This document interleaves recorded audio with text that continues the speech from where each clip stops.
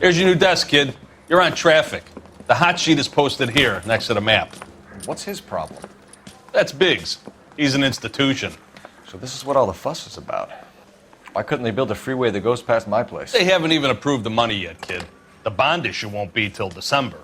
It'll be years before any of this will happen. Here's your new partner, Stefan Burkowski. I've heard all about you, Phelps. You go easy on me and let me earn the odd citation, and maybe we'll get along fine. I'm here to learn, Detective. He's an intense one, isn't he, Mel? Who's intense? The newly minted detective here, Cole Phelps. Hi, Phelps. I'll be keeping an eye on you. I could spend a little time basking in reflected glory. Make a change from busting hookers and dope fiends. Who was that, Commander? Roy Earl, chief detective and advice. Do they all dress like movie stars? Well, Roy is a movie star. And the whole of the seedy side of L.A. is his audience. What is that supposed to mean? Stick with me, kid. You'll find out.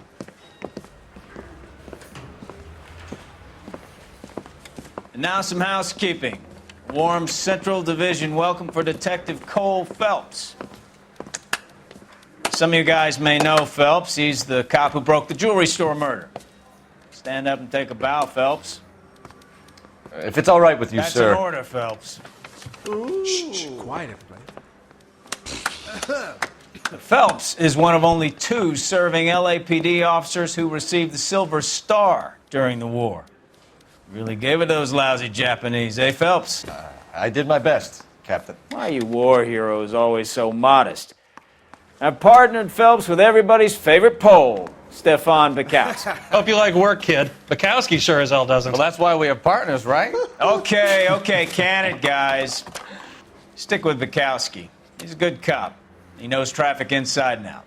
I'm going to start you out with 1 case. You do okay, I'll give you a couple more. You screw up, you'll be rousting vagrants and running license plates.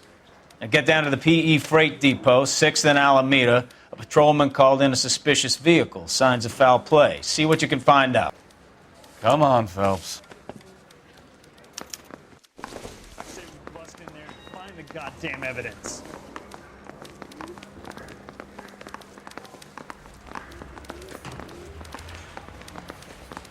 They really pushed you through quick, didn't they? 6 years on patrol before I got this desk. You were here in 5 minutes. What do you want me to say? I didn't ask for any favors.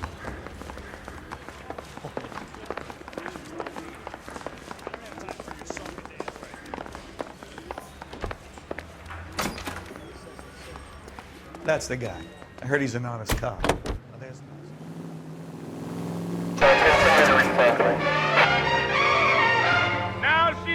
You know this place? Sure. Near the old gasworks and Signo Depot in the warehouse district. I'll direct. So, tell me a little about yourself, Phelps. Are we friends now, Bukowski? We have to work together. Don't be so touchy. I grew up in San Francisco. My father was in shipping. Went to college at Stanford. Did 2 years ROTC before Marine OCS at Camp Elliott. Shipped out in early '45 as a first lieutenant. Fought in the Okinawa campaign. Was wounded. Shipped back home. Did a year on the beat. Now I'm here. So you won the Silver Star. I don't want to talk about it. Now let me get this straight. You single-handedly killed 40 Japs on this hill in Okinawa. No. You were up there all night, draped in the flag, knife between your teeth, gun at the ready. Finished? The Emperor Hirohito himself leading the charge against you. I did my part, Bukowski. What did you do? I kept the streets of L.A. safe for the people. Yeah. Fuck you, Phelps. I earned a bravery citation during the Zuda riots. Sounds like you had it rough. I did my job. No one is saying you didn't.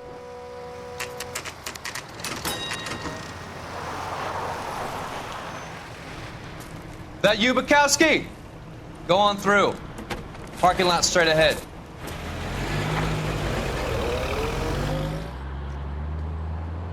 I need to get back to work, officer. The detectives are here now. You repeat to them what you told me. I did the right thing by calling this in. I'm just a working stick. Just give them your story and you'll be all right.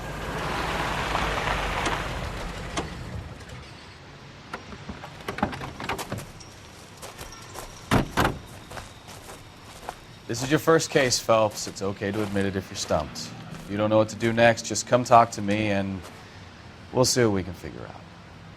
Thanks, Stefan. You're okay.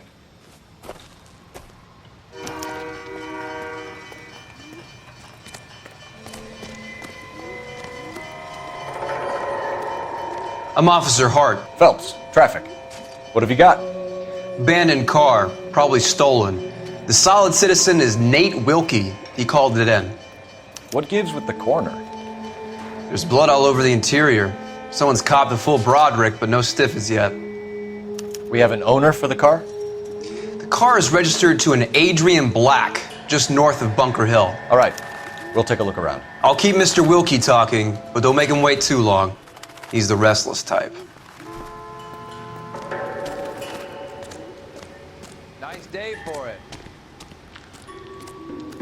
How long you gonna Doc? keep me here, sir? Detective Phelps, what have we got? A lot of blood for a blunt force injury. Victim must be in a very bad way. Any sign of the guy? Not unless he's in the trunk of the car.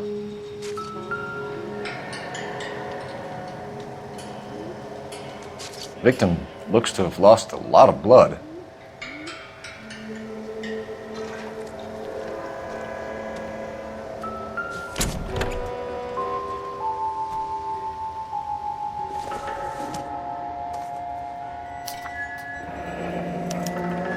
Mr. F. Morgan picked up a live pig yesterday?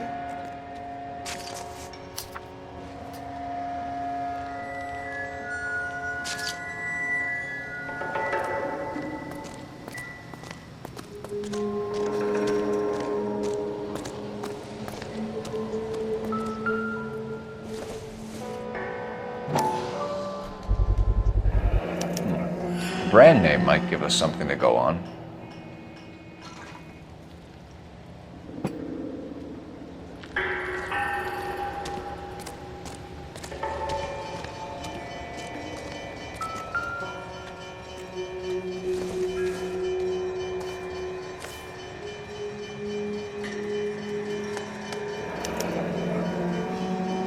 "32 years old, married. Sounds like an average guy. What was he doing out here?"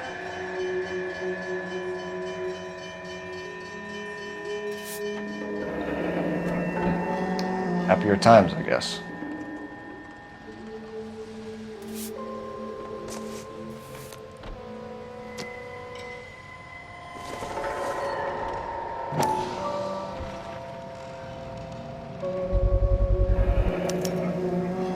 Stenzel glasses.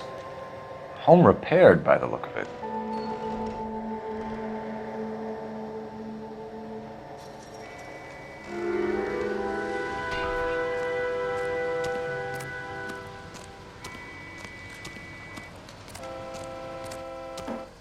I'm stumped. Ideas? Have a word with the witness. It's not often we get eyeballs in a case like this. Sir, I'm Detective Phelps. Name's Nate Wilkie. You found the vehicle? Sure. Saw it just sitting there. Strange place to be parking your car. Figured I'd better take a look. And then I saw all the blood. So I called the police. Mind if I ask what you were doing out here? Well, I work for the railway. I was on my way out to the switch and reckoned I'd take a shortcut. Did you see anybody else in the yard? Maybe somebody hanging around the car? Nope. I hadn't seen a soul all day till you boys turned up. Do you know Adrian Black, Mr. Wilkie? No, sir. That ain't a name I'm familiar with. You ever seen the car before? Funny enough, I did. A couple of nights ago, it was over there in the parking lot. I know most of the cars that park here regular, so it kind of stood out. We found a steel pipe with blood on it near the car. Do you know anything about it, Mr. Wilkie? No, sir. I went straight for the law when I saw the car was full of blood. When you saw the blood, was it wet, bright red, or darker like it is now? Darker, I'd say. Look dry already. The wallet by the car. Was there anything in it when you arrived? You accusing me of something, mister? Do you want the patrolman to hold you down while we turn out your pockets, Mr. Wilkie? Maybe I checked inside that wallet. Not that I was gonna steal anything. Maybe I took a look. But there weren't no money in there. Not even change. Thank you for your help, Mr. Wilkie. We'll contact your employer if we need anything more from you. If you have to, I guess. I can't really spend no more time over this. Somebody's got to inform the wife, Phelps. If you're done here, we'll head over there now.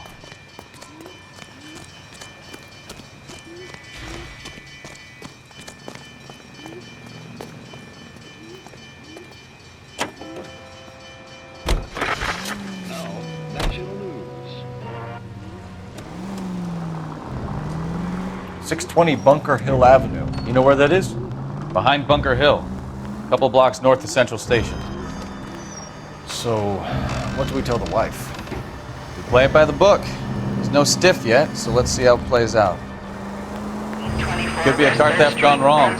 Make Black drive somewhere lonely, then give him a tap. But why leave the car? Well, obviously, someone got a little heavy-handed. It's the wrong way around. Well, how so, genius? Where is Adrian? If you've gone to all the trouble to steal the car and it goes wrong, you leave the body behind, not the car. You got something there, Phelps. Doesn't add up. You read about the guy on the crossing yesterday? No, what happened? Over on Lincoln Avenue. This guy's driving along and his oil light comes on. He stops the car and gets out. He pops the hood and... He's on a rail crossing. Oh, you got it.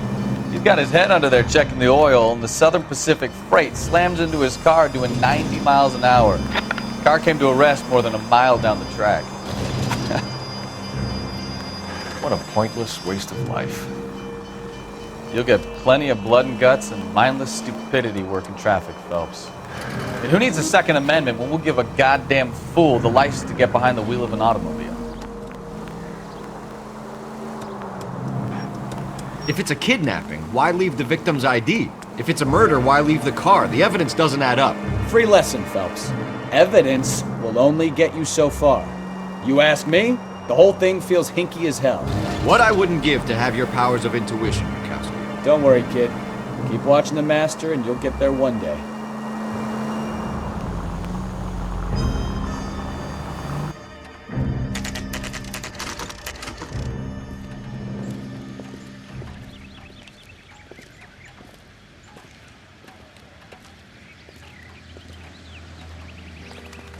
Let's go introduce ourselves. You talk to her, Phelps. I'm no good at this shoulder to cry on stuff. Just a minute.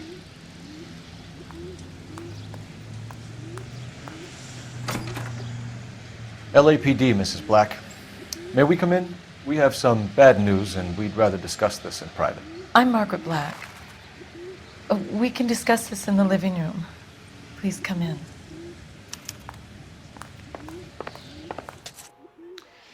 Your husband drives a blue Lincoln, Mrs. Black? That's correct. The car has been found abandoned, and I'm afraid there are signs of foul play. I knew something was wrong when he didn't come home. We believe your husband may be injured. We found a pipe on the scene with blood on it. Oh, no! My poor Adrian! Does the name Insta-Heat mean anything to you, ma'am?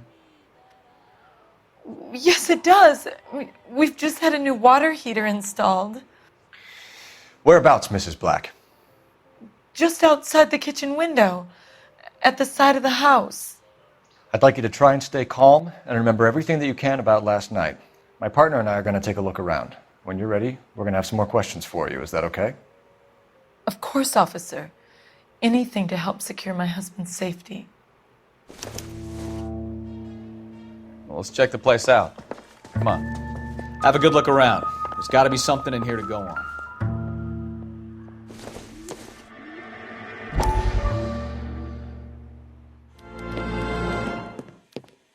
Lie down, make yourself comfortable. So, You're a friend of Courtney's. Yes, Doctor. He seems very concerned about you. I have these visions. These blinding visions. I can't get them out of my head. My skull, it feels like it's in a vice. I'm going to give you something to calm your nerves.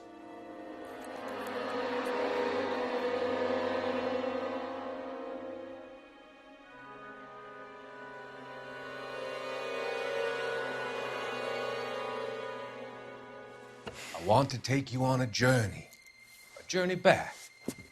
I want you to remember the good things about your past, occasions that made you laugh, times that made you smile.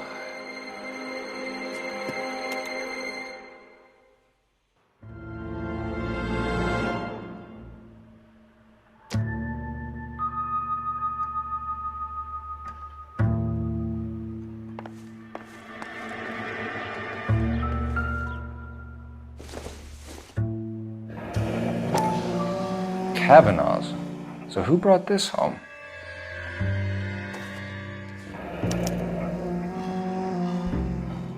Maybe Adrian was a patron. R&I should have an address.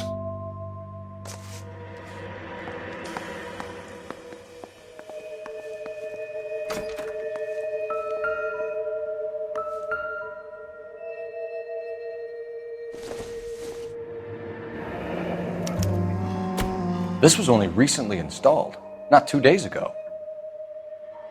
Maybe it's time we took a look around outside.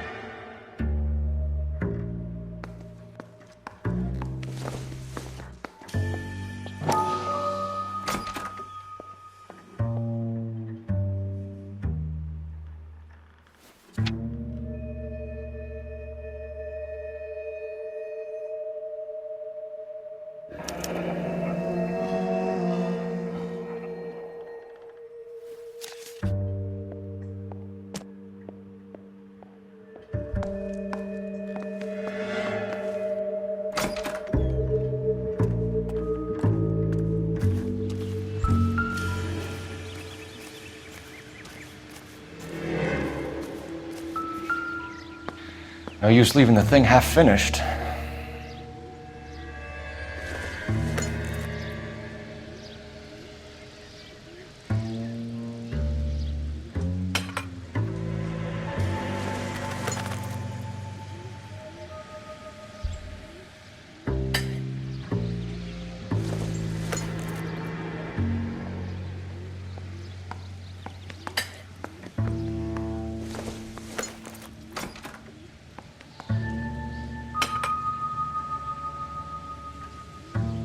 So the pipe missing from Mr. Black's heater is the same one that killed him.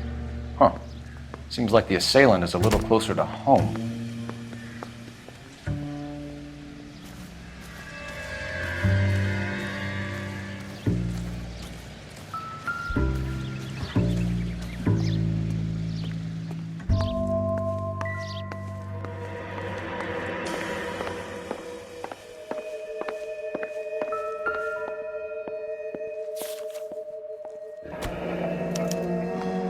Used ticket to Seattle and a suitcase gone missing. Someone couldn't wait to get out of this house.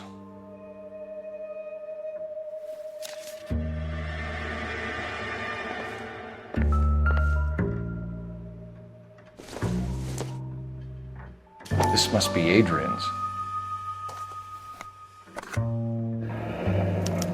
Stencil, so the glasses are a match.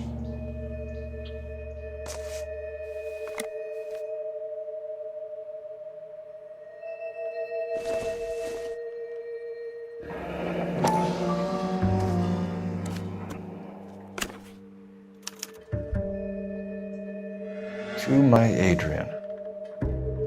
This thing gets more and more interesting.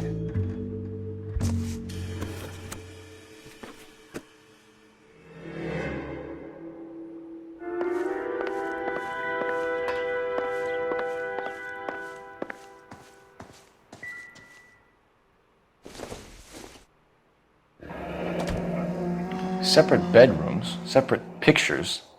What gives here?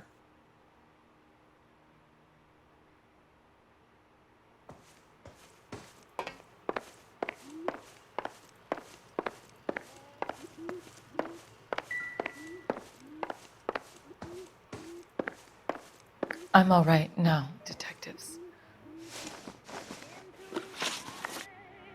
We found a receipt in the trunk of your husband's car for a live pig. This receipt was made out to an F. Morgan. A pig? Adrian runs a tool business. That would be Frank Morgan. God knows what he's up to. What makes you say that about Morgan, ma'am? He's the foreman at my husband's plant. A very shady character. I've told Adrian he needs to keep his distance from the staff. They're always out drinking together. Your husband frequents Kavanaugh's bar? How did you know that? Adrian practically lives there after work. So Adrian spends a lot of time there? Up until recently, he's been away in Seattle a lot on business. Did your husband tell you where he was going last night? All he said was he was going to meet Frank for a drink. So nothing out of the usual then? Well, he came home early from work. He never comes home early. And he went out early, too. He normally never leaves for the bar till about 7. I think you should come clean with us, Mrs. Black. Your husband is missing, and after our search, I'm willing to call the circumstances suspicious. Can you account for your movements last night? You're not accusing me, are you? What an awful thing to say. I was here all night, of course, waiting for Adrian to come home. Is there anyone who can vouch for that? Well, no. I was here alone. I cooked Adrian's dinner and waited, but he never came home. Was your husband wearing his glasses when he left here yesterday? Yes, he just bought a new pair. Go on. I kept telling him to throw those old ones away. He tried to repair them with tape. They looked terrible. Tell us about the photo of Adrian in the bedroom. What is there to tell? It's from his most recent business trip to Seattle. There's plenty to tell. You just won't tell it. You're lying about the photograph, Mrs. Black. You're incredibly rude and insensitive. But I guess you know that. I've told you what I know about the picture.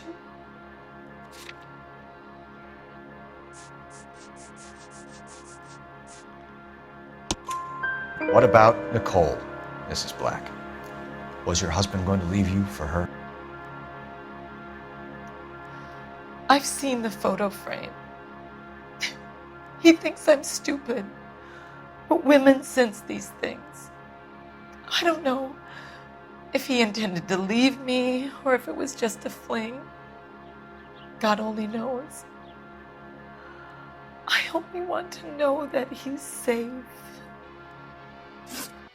We'll keep you informed, Mrs. Black. Please do, Detective.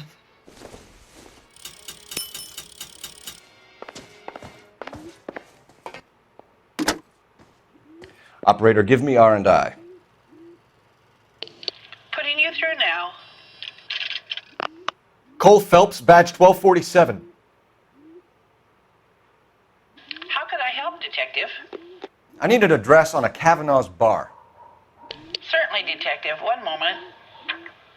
Kavanaugh's Bar, corner of Aliso and Hewitt, south side of Union Station. Thanks.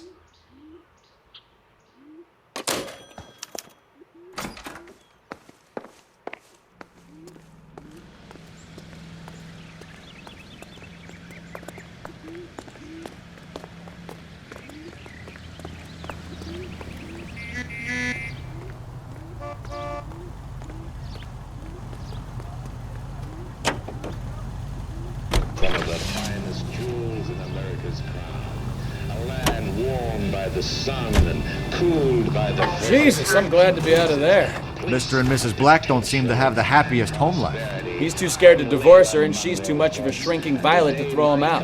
If this hadn't happened, they could have stayed miserable together forever. You think she could have killed him? She sure as hell doesn't seem the type, but stranger things have happened. We're building stories.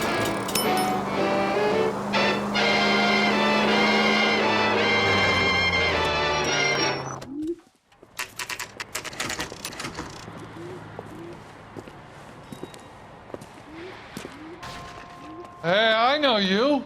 No, you don't. He just Looking for someone? refuses to accompany me to church. You know Frank Morgan? Sure. Frank's a regular. He's a loner in the back. A turkey salad sandwich was great. Frank Morgan? Cole Phelps, LAPD. I understand you're a friend of Adrian Black. Yeah, I know him. Are you aware that he's missing? No, I hadn't heard that.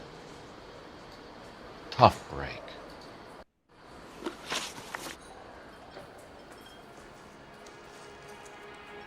We found Black's car abandoned in a freight depot, covered in blood. You know anything about that, Morgan? Hell no. I'm sorry to hear that. I like Adrian. He's a good boss. Please, don't tell me you actually believe this jerk-off, Phelps. You're lying, Morgan. You were there. And you're talking out your ass, detective. How about you prove I was out at that rail yard?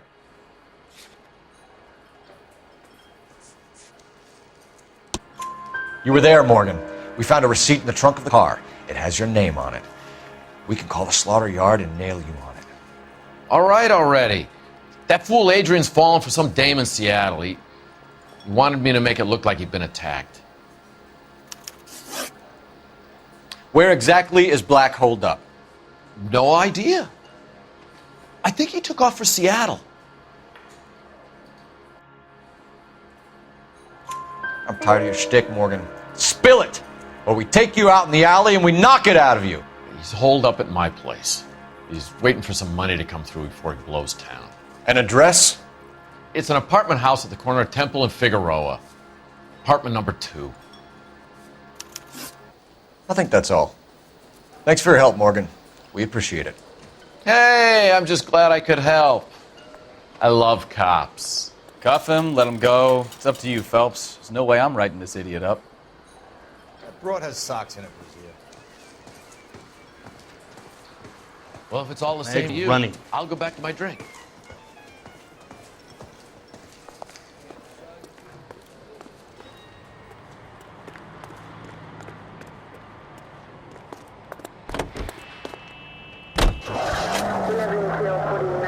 I've met some pretty good liars in my time. People who sound convincing because they actually believe their own bullshit. The type is clever, hard to catch out. Frank Morgan is not one of those people. No, he is not. KGPL calling car 11K.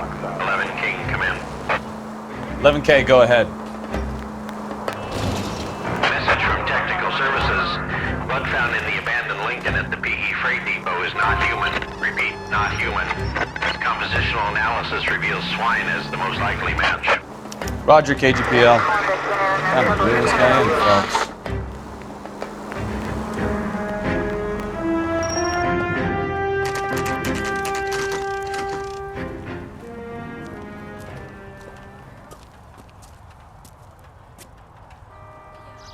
Well, let's check the place out. Come on.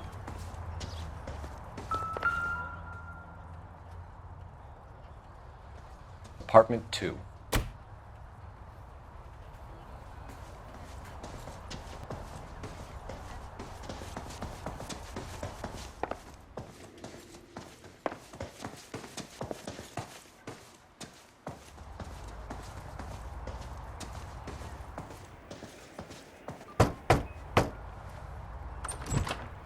Help you, gentlemen? LAPD detectives, Mr. Black. You're under arrest. Look, I'm really sorry about this. I never tried to hurt anyone. I just needed to get away from LA. I won't put up a struggle. Just let me get my things. I knew it! Phelps, go after him. I'll try and head him off in the car. Remember, the gun is the last resort. There's no point running, Adrian.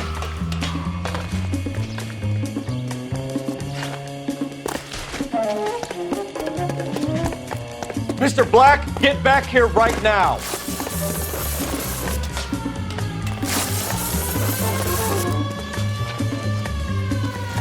Stop right there, Adrian. It's over, Adrian. Why not just come clean with her, Black? Why the melodrama? I thought it would be easier. No, it just got a whole lot harder. Adrian Black, you're under arrest for conspiracy and fraud. We'll see what the DA has to say about wasting police resources on a wild goose chase like this. You're gonna lose your wife, lose your job, and probably end up in the big house. I hope she was worth it, Adrian.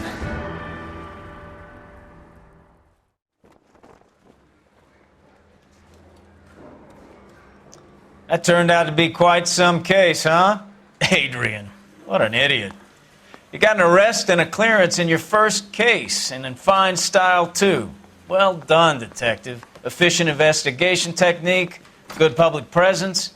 You keep that up and you learn from Bukowski here, and you could go a long way in this department.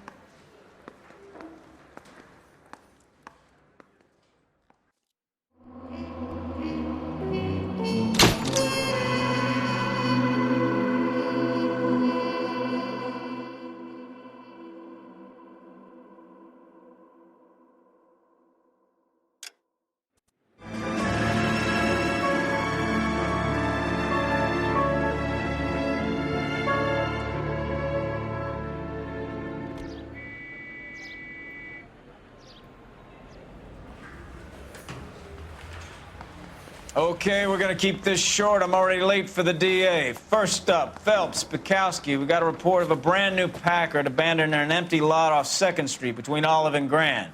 PR is one Oswald Jacobs says the vehicle was dumped in his backyard. There's a patrolman on site. Get down there and see what you can turn up. Any questions? Good, get going. Better go earn our pathetic wages. Rimsky, O'Halloran. Intelligence has information on a stolen car racket. An abandoned vehicle. We catch all the good ones, huh, Phelps? Sounds like there's more to it than that. Nobody dumps a shiny new Packard unless they borrowed it without asking. You don't say. You were on fire today, Einstein. Very funny. Come on, my intense protege. Let's go save the world.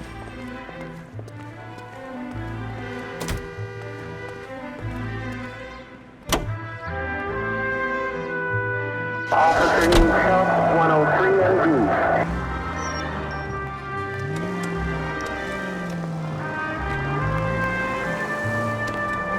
You hear about Adrian? Broad in Seattle threw him out.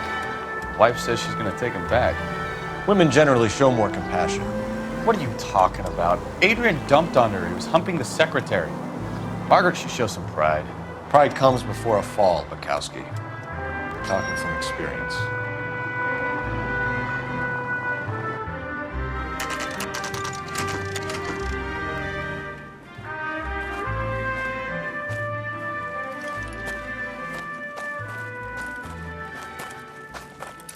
Phelps, traffic. I'm Officer Houlihan. Car's down the alleyway, detectives.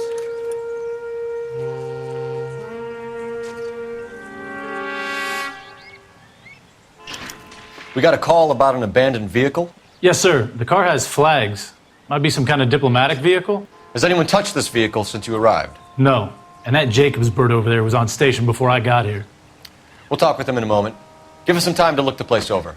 Sure, take your time. He's a sore-headed old son of a bitch anyway.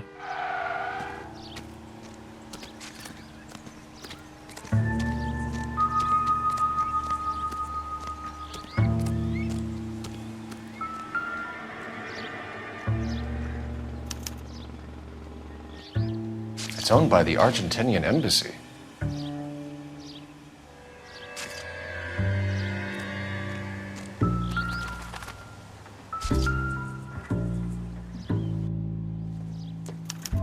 Must have taken the flag as a souvenir. Can't have any street value.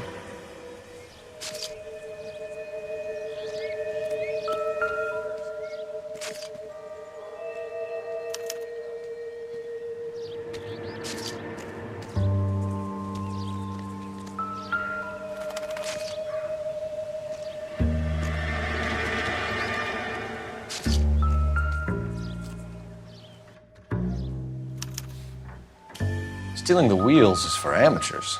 The car ring would have stripped it in a warehouse.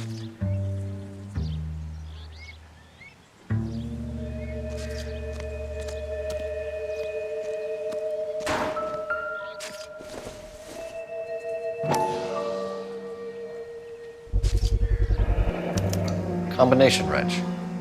Must have used it to remove the wheel lugs.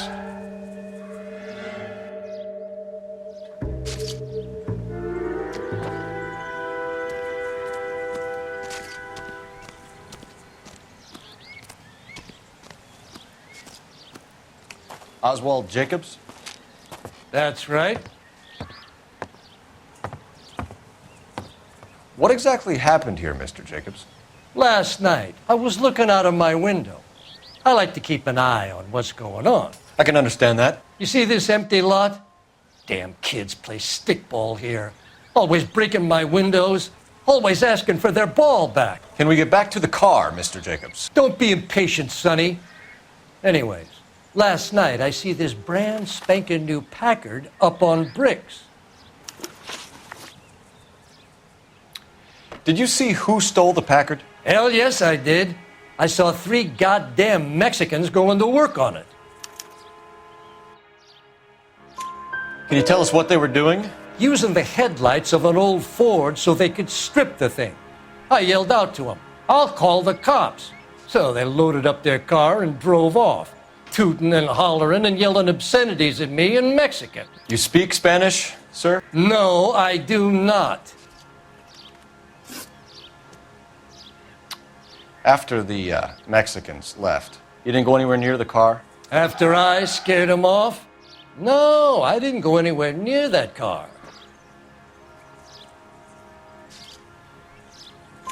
You went out to the car. Once they were gone, you had to take a look for yourself. I was curious. Ain't no law against that. So what if I took a look around that car? You can't be accusing me of nothing. Tell me about the car they were driving. It was an old Ford. I didn't catch the license number. You look like the kind of guy who notices details. You're right there. The car was old, but it looked brand new. Candy apple red paint job stands out a mile. What exactly did you see them take? They was working on the tires. That's all that was took.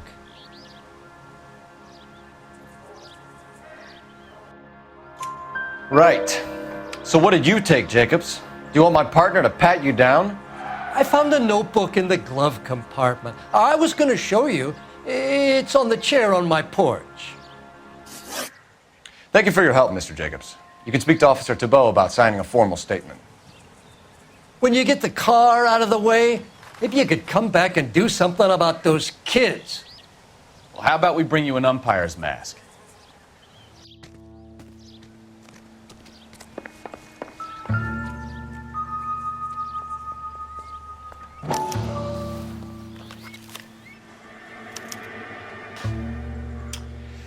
Okay, so we have the owner of the vehicle, a degenerate. I'll run John Madsen by R&I.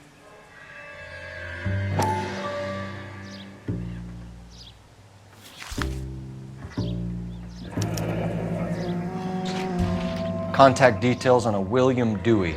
This looks like business rather than pleasure.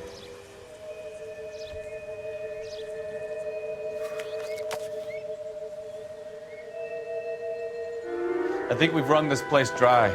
Let's find a game well.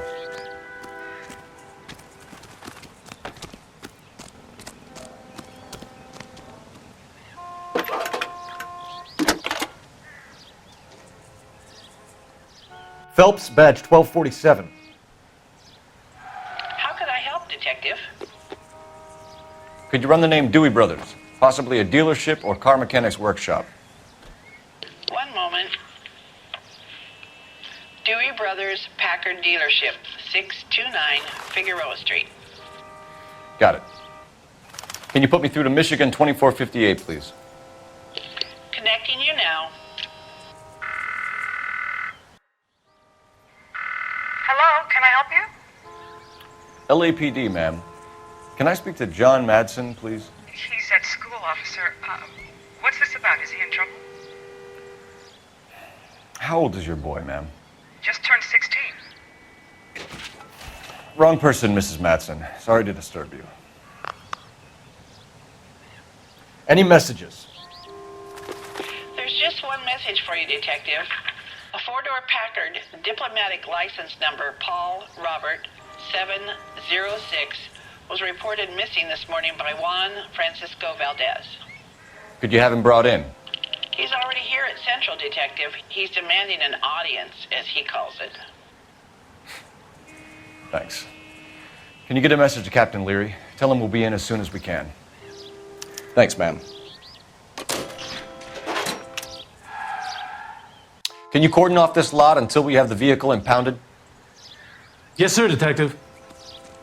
We'll follow up on the owner. Get a statement from Jacobs, and I'll read your report back at the station. We can visit the Packard dealership or head back to Central and interview this Valdez character. Your call.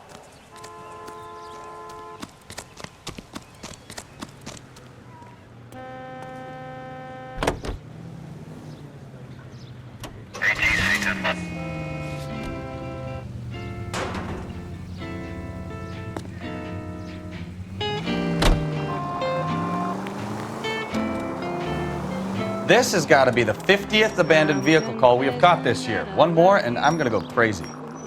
Not your favorite cases? You kidding me? This is barely even police work. Of all the bad guys in this city, we get lumped with the ones who can't even be bothered to keep what they steal.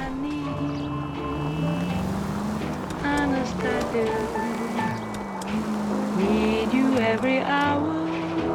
When your eyes are strange.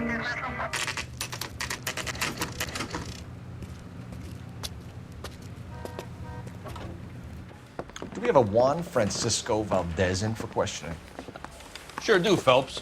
Your bird's an interview, too. And get this, he's wearing gloves and doing his best not to touch anything. Can you beat that? Sounds like we don't want to keep this guy waiting. It's this way.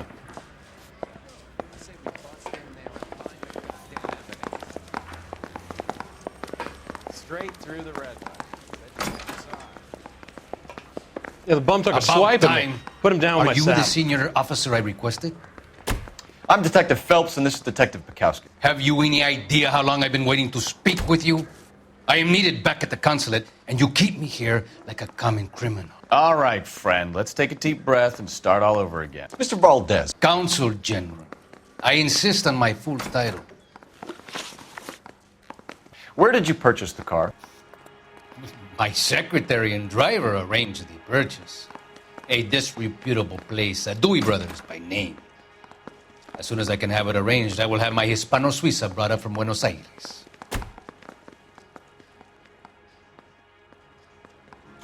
Bought a Packard, Valdez? A snob like you doesn't drive an American car. I want answers or I'll smack you around the teeth. William Dewey offered me a substantial bribe to make a purchase at his establishment. It is not unusual to make this kind of transaction in the civil service. Tell that to the Argentine taxpayers. Consul General, we have located your car. Can you tell us how it was stolen? It must have been stolen from the consular garage. Terribly inconvenient, of course. I want the perpetrator soundly flogged. Unfortunately, we don't do that here, Your Worship. You have a pretty good idea who stole the car, don't you, Consul General? Are you going to tell me, or do I shake it out of you? There's no call for violence. I suspect a disgruntled boy from the car dealership. You have a name for this kid? Gabriel, like the archangel. I have no surname. So tell us about this kid, Gabriel. You had a run-in with him? Mecánico. A presumptuous young man who did not know his place. He presumed to ask me questions. We do a lot of presuming here in the United States, Consul General. It comes with the turf. You fuck young boys, Valdez. Are you a madman? This will cause an international incident.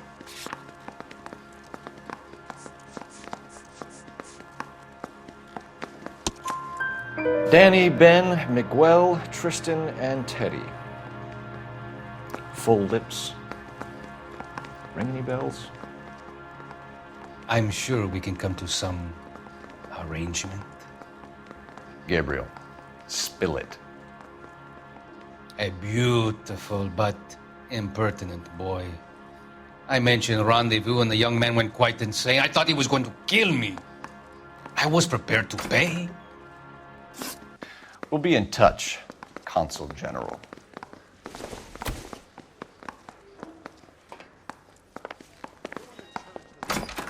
Mouthpiece tore strips off me at the grand jury. Case got thrown out. Now the DA wants my head.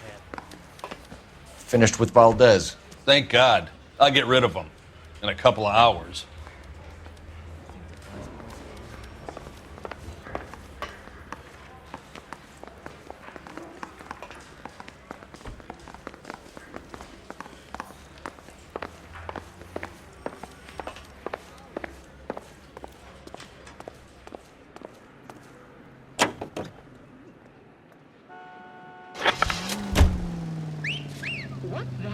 That's the lemon wash whistle. That means butter.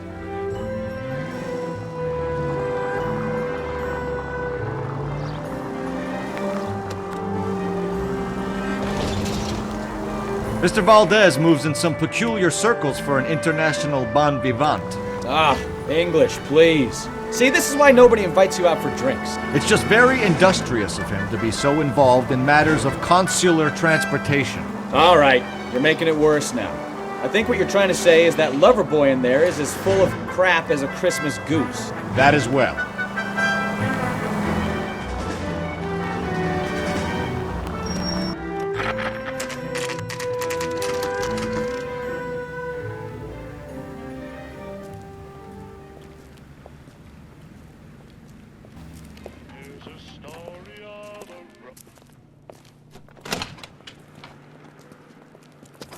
Don't tell me, let me guess.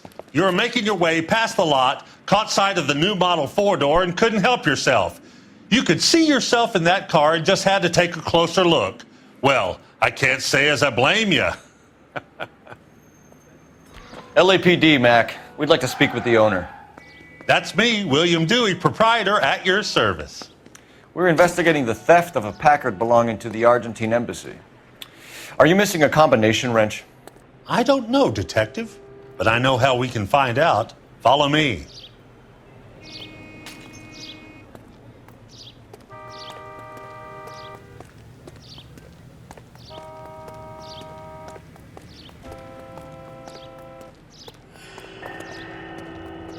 We keep all our tools in here.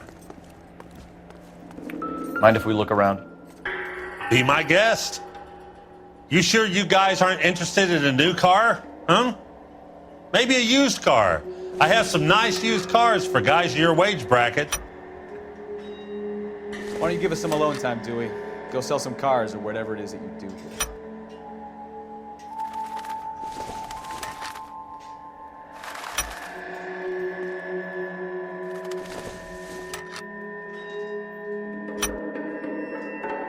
One left.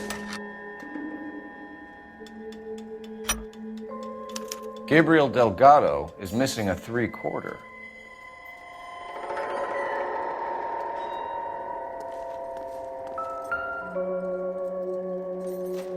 No good. We need diplomatic plates.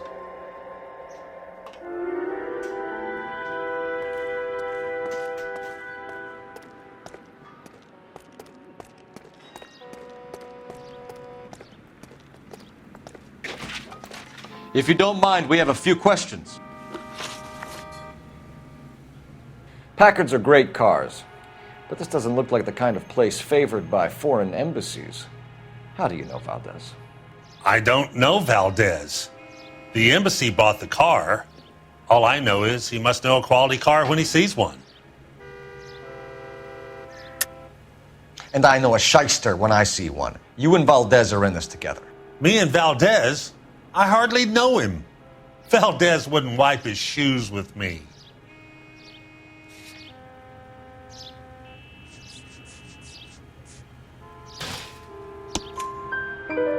We've talked to Valdez. He was very obliging. He told us all about the arrangement the two of you had, and now quit wasting our time. Okay. So I met Valdez in a bar. We cut a deal, and he bought the car through the embassy. I cut him some change on the side. It happens all the time. Where can we find Delgado? I don't know. He sure as hell isn't here. Address, Dewey, or my partner shoves your head in a car door. Okay, all right. Apartment 3, 103 Hill Street. And tell him from me, if he ever shows his face around here again, I'm gonna kick his butt from here to Kingdom Come. A wrench from this dealership was used to strip the wheels from a Packard last night, Mr. Dewey. A couple of Hispanics were seen taking parts. We've had a spate of thefts ourselves. Comes with the location. Thieving bastards to steal anything the minute your back is turned.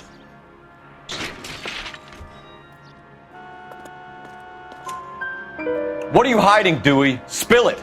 You don't want the LAPD getting too interested in this place. So I hire a few illegals. It's cheaper than hiring returning GIs. They have less attitude. Downside is, they're a little light-fingered. Thank you for your help, Mr. Dewey. No problem. God damn that kid. I'm just an honest car salesman. Seems like you just don't know who you can trust these days. Going to movies, Dewey. You're missing your calling. Time to visit Gabriel Delgado. See how good his excuse is.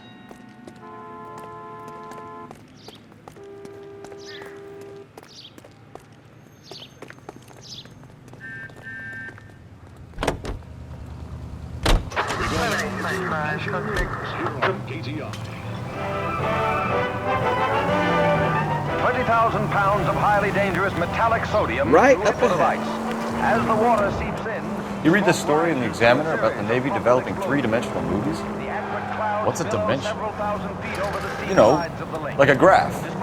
Vertical axis is Y and horizontal is X. Well, that's clear as mud. Third dimension would be Z. So things would be popping out of the screen. That's ridiculous. Scare people out of the theater. God's name would want that. I don't know. People scoffed at the idea of talkies in color. Look what we have now. a once lethal war chemical.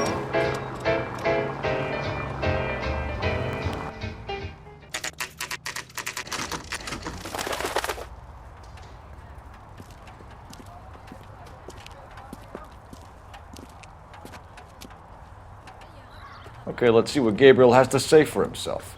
I just hope our Archangel hasn't already flown. What the hell is this guy doing?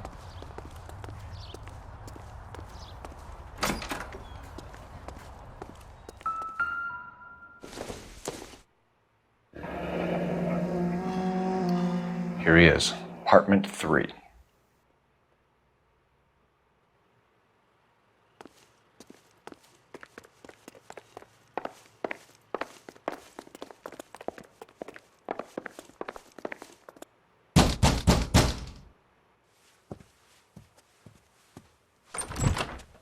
Yeah, LAPD, ma'am. We're looking for Gabriel Delgado. Gabriel? We're from the police. Policia, you understand? Yes, I understand. Could you come inside? What is your name? Ana Rodriguez. Is Gabriel Delgado here, Ms. Rodriguez? No. What do you want with Gabriel? Is he in trouble? Stay where you are, Ms. Rodriguez. We need to take a look around. But he is not here. I have told you. Check out the surrounds. I'll stay with the broad.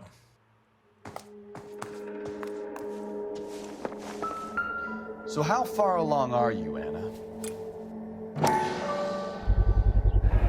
Nearly 20. Souvenirs are a dumb move. Right. So how's it gonna be when you go into labor and he's not around? You are wrong about Gabriel. He will be a good father. Already he works hard to provide for us.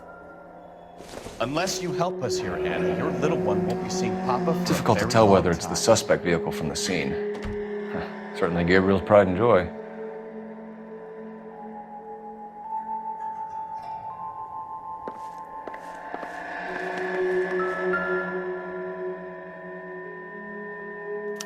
Serving breakfast for two, Anna? You should have cleared up.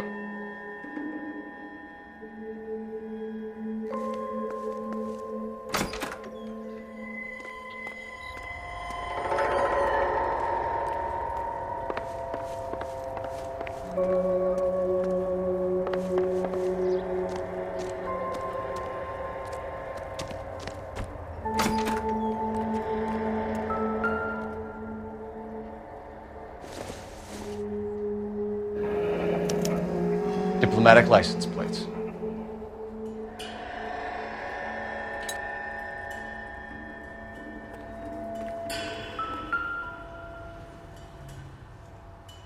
It looks like Valdez gets his wheel back.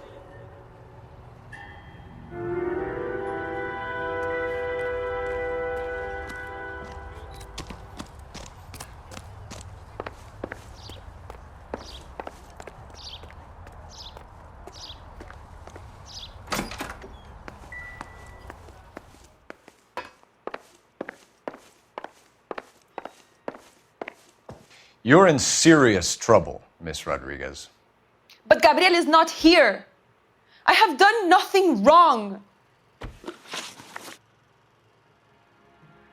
Why did he steal the car, Anna? The customer insulted him. He has his honor, no? His honor, Anna? He said Dewey's friend tried to make a woman out of him. He no longer respects this man, Dewey. He took the car to show this maricón that he is a man. Tell us the truth, Anna. Has Gabriel been here? I haven't seen him for at least 3 nights. You keep lying to me, and I'll send you and your baby to jail. He lives here, but he hasn't come home. I swear it.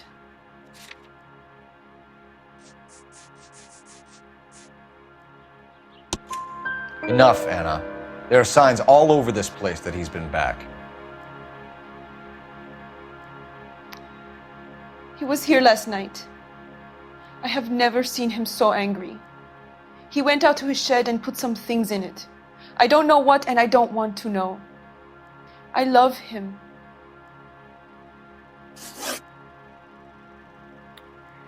We found a license plate matching our stolen vehicle in the shed. Add in the assortment of parts, and we can make Gabriel for a dozen other thefts. It's time to get serious, Anna. You must ask these questions of Gabriel. I know nothing of these car parts. Then tell us where he is! If your baby is born in prison, Anna, the corrections officers will take it from you. You will see your son or daughter through a metal grate for half an hour a week. The start line is on 1st and Santa Fe. There is a spillway under the bridge that leads to the river. Many policia have wrecked trying to follow him. We will put in a good word for you, Anna. As far as we're concerned, this sits with Gabriel. Start line? That sounds like a street race to me. It's gotten out of hand this last year. No wonder Delgado has such an eye for fine automobiles. We know where the kid is. Let's go stop these clowns and get them off the streets.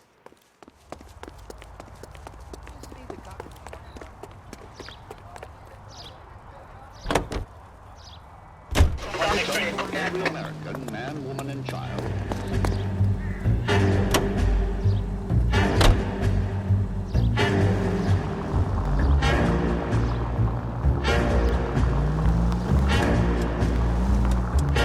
What kind of man leaves his pregnant girlfriend at home while he goes off to play cards? Pregnant girlfriends aren't always a barrel of laughs. Everyone needs to let off a little steam. Some guys wouldn't come back home at all. Are you talking from experience? Quick as we shut one of these races down, another one springs up somewhere else. Kids used to steal cars to sell them. Now they just want to wrap them around a lamppost. The next 16-year-old I have to peel off the sidewalk, you're calling them up. I've had enough of those to last me a lifetime.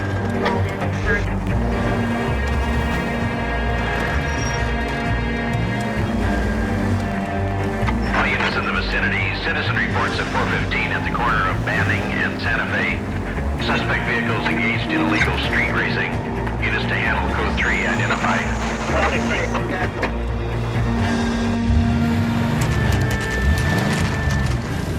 There's the red Ford. That's Delgado right there.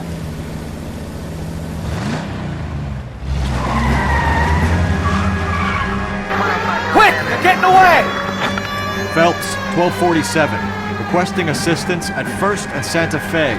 Reports of an illegal street race. Stay on Delgado. He's getting away. Gonna lose him.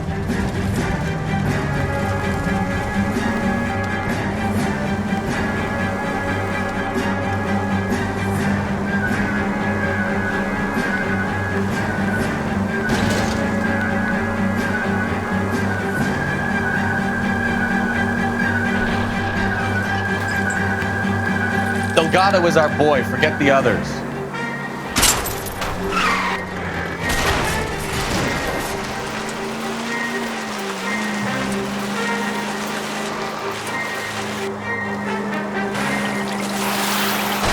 Step on it, Phelps. Take him out.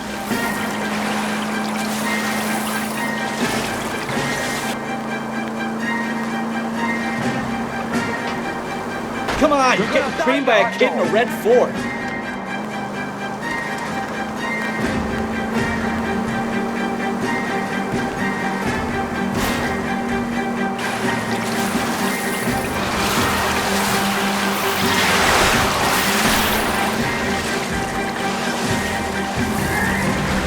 Damn it, Cole, hold it steady.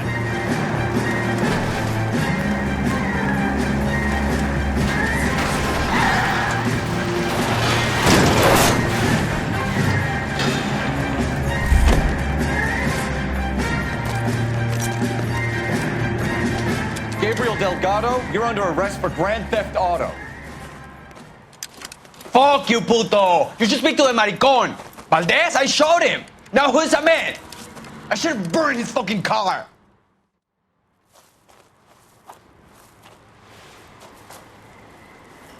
You got a foreign dignitary outed as a fruit and a kitty raper, a car dealer we're gonna let slide for the kickbacks, and a street punk car thief who sure as hell won't be taking liberties with other people's autos again anytime soon.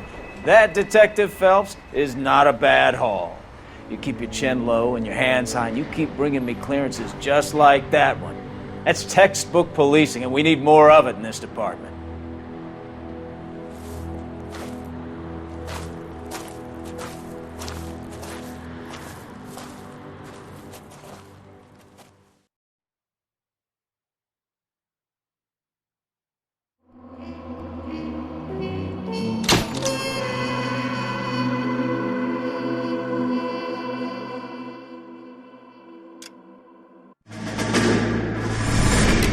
You have any plans for Weekend Liberty, Jack? My sisters have been working in Los Angeles in a bomber factory. They're coming down to visit.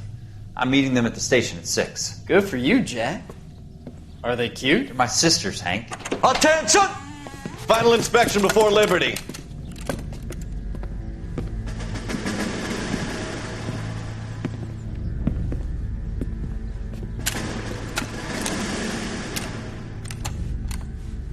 Good job, Kelso.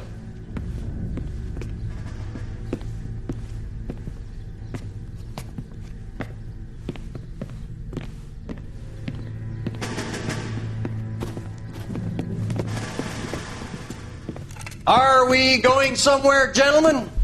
Full inspection. It had better be exceptional if any of you want liberty this weekend. Kelso, this carbine. The bore is dirty. No, it isn't. Are you arguing with me, Kelso? Do what you need to do, Sergeant. You know the bore is immaculate. Weekend liberty canceled. 2-day field drill. Clean this rifle. No. Do you know the penalty for insubordination, Kelso? Jack, don't do it. Forget him, Hank. He doesn't have what it takes. Are you two finished? Are you going to clean this rifle? No, Sergeant. Cole is right. I'm going to stop playing games and join a rifle company and fight the real enemy.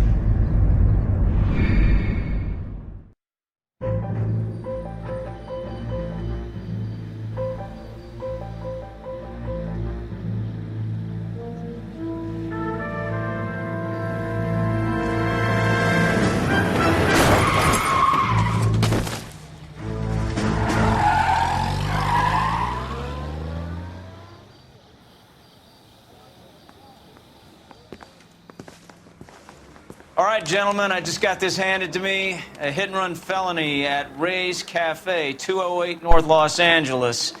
Got a patrolman on site. The coroner's on his way. Get down there, see if you can find any witnesses who can put a make on the car. I want to make homicide. I mean, you know you've made it if you got that desk. I say we bust in there and find the goddamn evidence. I want to make homicide. You know you make it.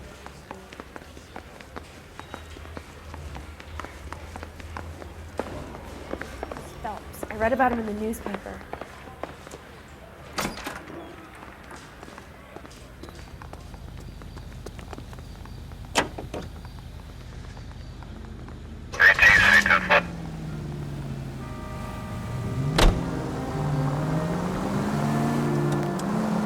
Looks like the DA is going to press charges. Anna Rodriguez might do time. I'll speak to the DA. She suffered enough. I don't know, Cole. She's an easy make, and the DA likes conviction. I'll convince him to let it go. How do you do that? I'll give him something better.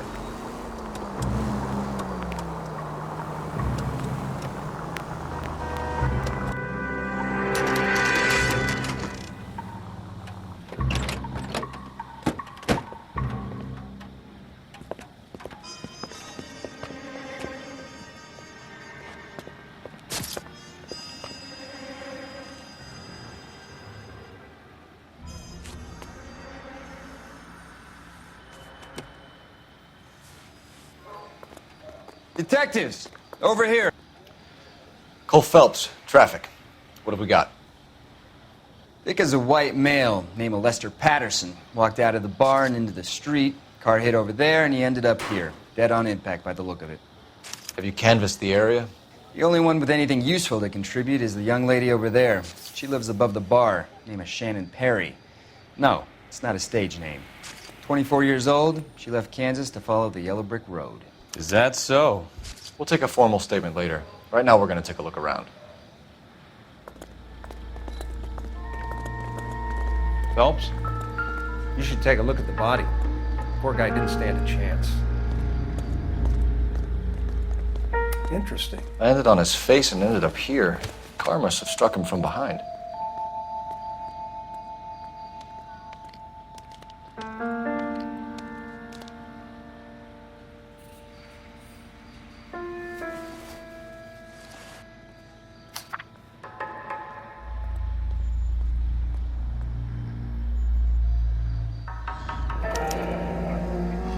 Patterson has life insurance.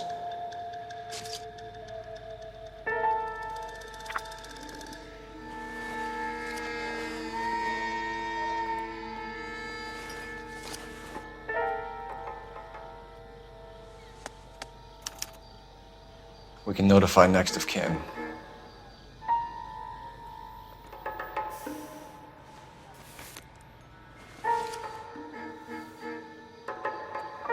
What have you got on the victim? From all reports, he was intoxicated at the time of the accident.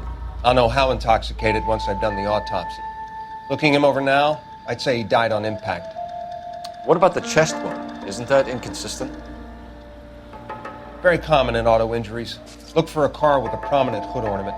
Those things are killers.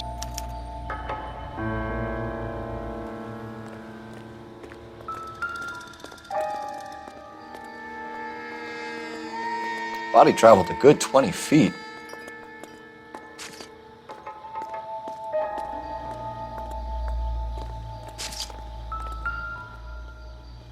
This blood is a long way from the body. Car must have been going like a bat out of hell.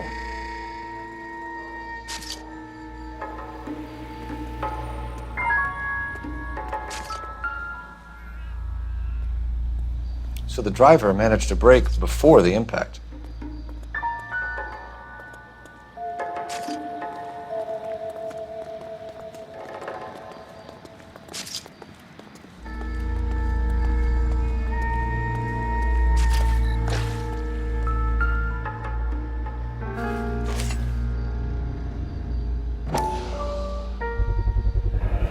Knife covered in blood.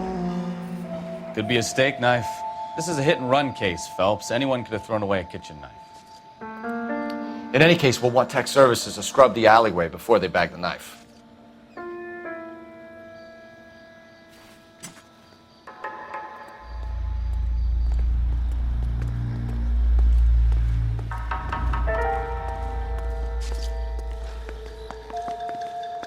I'll take the bartender.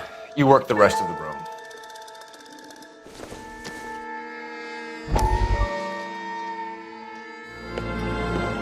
Courtney, come in. Have a seat. Thanks, Doctor. How are you finding working at the clinic? It's, fine.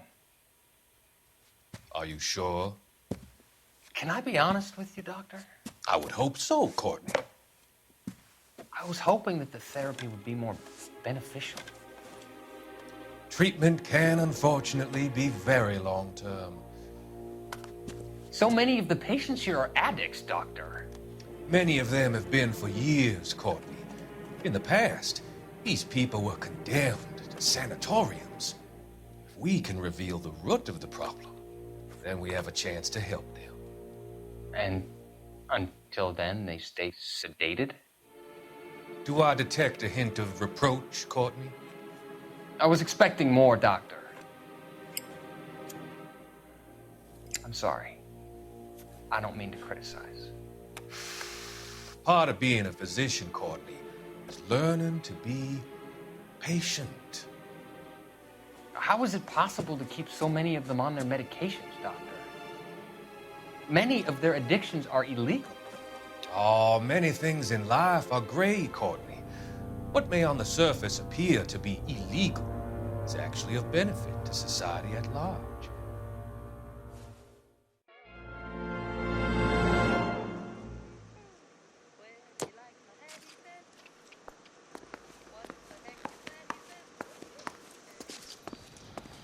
She's all yours, Detective. Miss Perry? Yes? I'm Detective Phelps. This is my partner, Detective Bukowski. Can you tell us what happened? Well, I came to the window because I heard people arguing downstairs.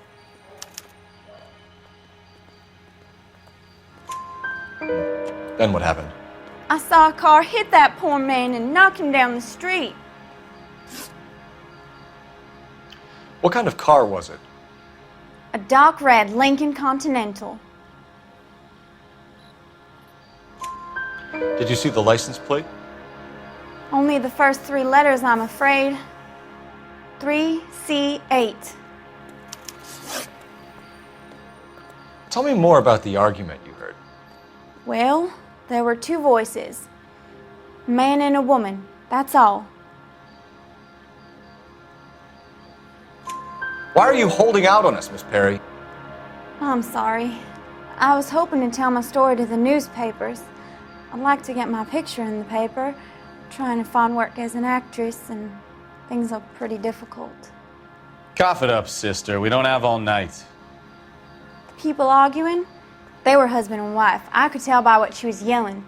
Intimate things. Very embarrassing for the man. Thank you, Miss Perry.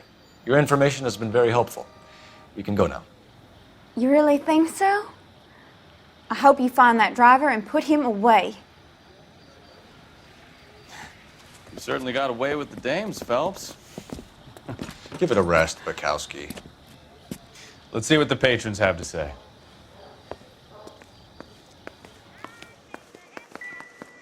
I'm Detective Phelps of the LAPD.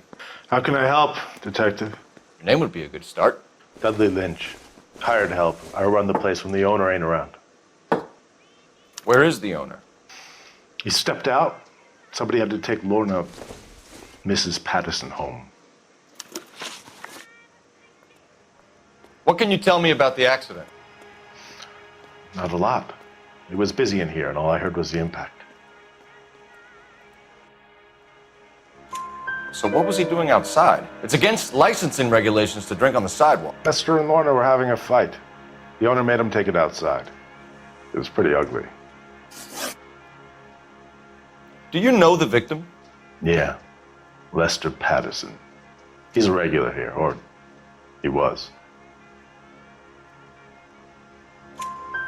Not one of your favorite customers? Lester was special, but not my kind of special. Was Lester drinking alone? No. He came here with his wife. She didn't seem too interested in the booze, though. A witness overheard an argument. Lester and Lorna. There's nothing like airing your dirty laundry in public, is there?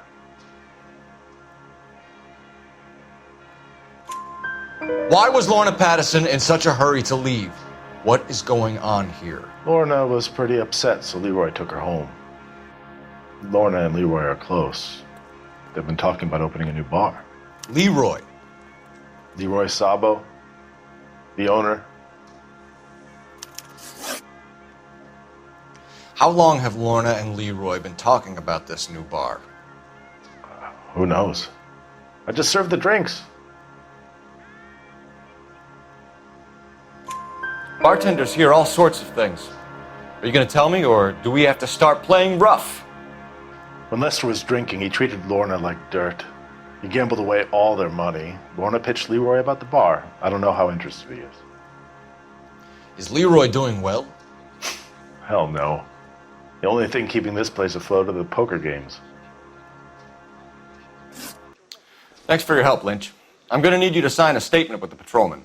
Sure, no problem. You get anything out of the regulars? They weren't giving too much away.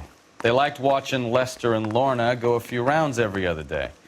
And Lester was a fan of the love tap.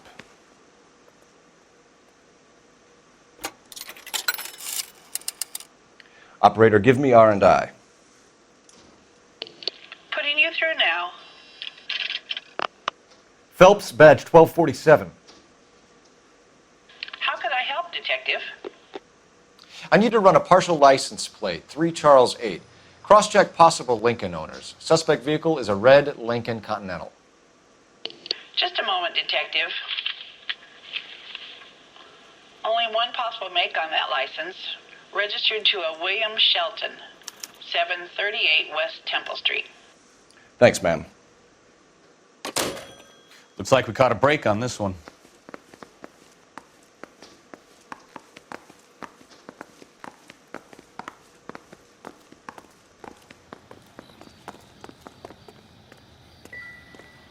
We'll check in with you. Okay. I'll get him onto a slab. Should have the report soon. Thanks.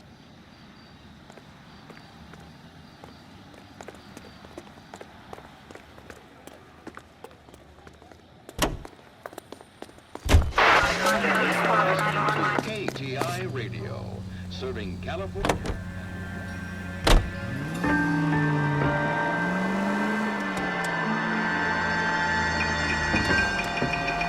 So the wife was there when it happened, but then left the scene. You're right. That's pretty unusual behavior. She could be in shock. I saw some people do some strange things in the war after their buddies got here. Maybe. Maybe she doesn't give a fuck.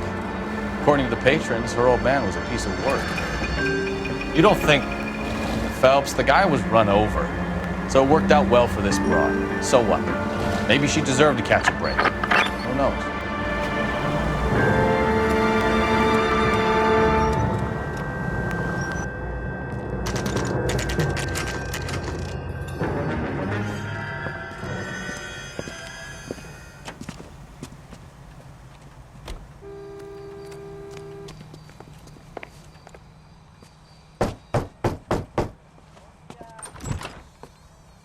Yes? Hello? Mrs. Patterson. Is this about my husband? We're investigating the incident, ma'am. I see. Come in, won't you?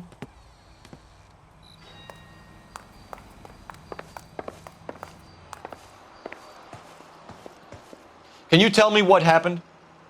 What's to tell? He got hit by a car and now he's dead. You don't appear to be too upset about the fact. Lester and I met on a furlough in '44. We got married that weekend. People don't understand it now, but that happened a lot back then. I see. So you probably did well to stick it out this long. What's that supposed to mean, mister? I think it's about time you left. I have someone here, I and beg your pardon? You're gonna have to run that one by us again, sister. It's okay, Lorna. I'm Leroy Sabo. Well, well. Nice to see you're comforting the grieving widow, Mr. Sabo. All right, wise guy. Do you have any intelligent questions you would like me to answer? You can confirm Mrs. Patterson's story. Lester lost at cards. He was kind of hard to control when he lost his temper. He turned without looking and walked right out in front of the car. It wasn't good. What's your relationship with Mrs. Patterson, Mr. Sabo? We're friends. Good friends. You expect me to believe that? Look, I was filing for divorce. Mental cruelty. Lester could be a mean son of a bitch. And Lester knew about that? No, I hadn't told him. Well, hasn't this worked out well for the two of you? I feel almost bad for busting in on this little rendezvous. How did the car come to hit Lester? He walked straight into the path of an oncoming car. You expect me to believe that, Lorna? It's all very convenient. Gambling for Lester was like the needle for a hophead. He was yelling at me. He was yelling at the whole world. I kind of felt sorry for the driver. Poor guy had no chance. You were arguing in the bar and on the sidewalk? We were always arguing. So what?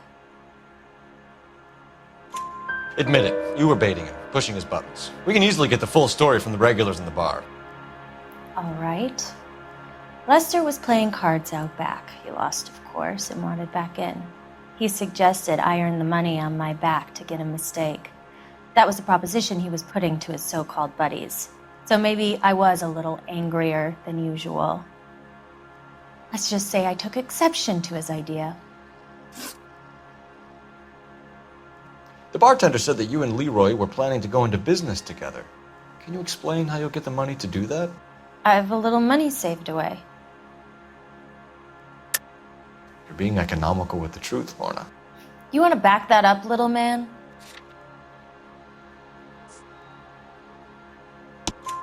You increased the premium on Lester's life insurance. GI insurance policies have a $10,000 payout. It was Leroy's idea. Lester lived on the edge. He was always getting into fights, crap games, pinochle, you name it. Turns out it was good advice. It speaks to motive and premeditation, Lorna. You're forgetting the hit-and-run detective. You and Mr. Sabo have an interesting day. I'm sure we will, officer. Now, if you could both just leave. We're leaving, ma'am. Sorry for your loss. I can see what a tough time you're having with all this.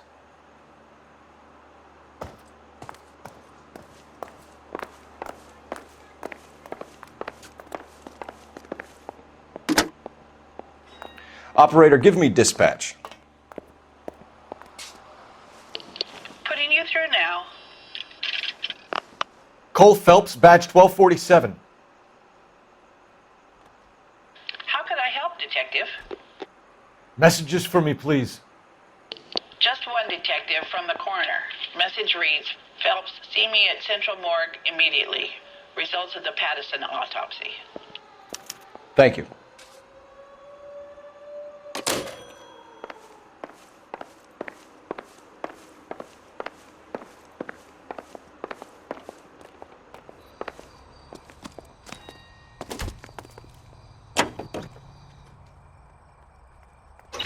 This is KTI, a member of the American Century Broadcasting System.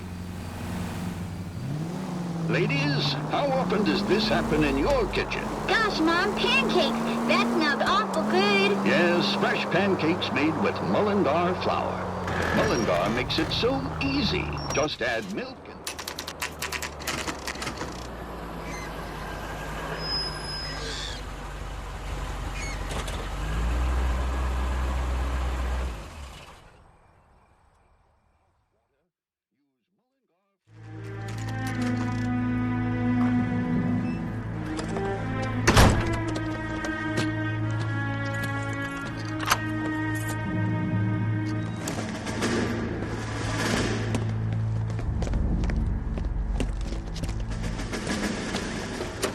That's the son of a bitch right there. William Shelton? Yes? It doesn't look good, Shelton. You packing your bags and making a run for it? You know why we're here. Yes. The accident. We've got witnesses who can put this car at the scene, not to mention the physical damage. This is open and shut, Shelton.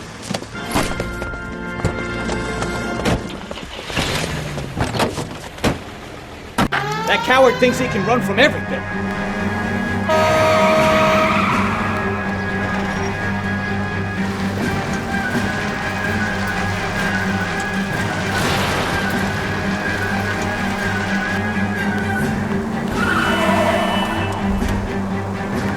Lay into his wheel arches. Come on.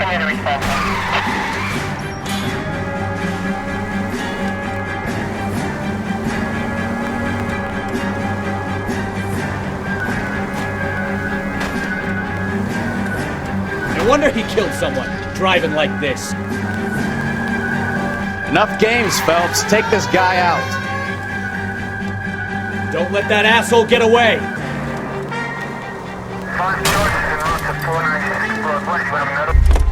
All right, I give up.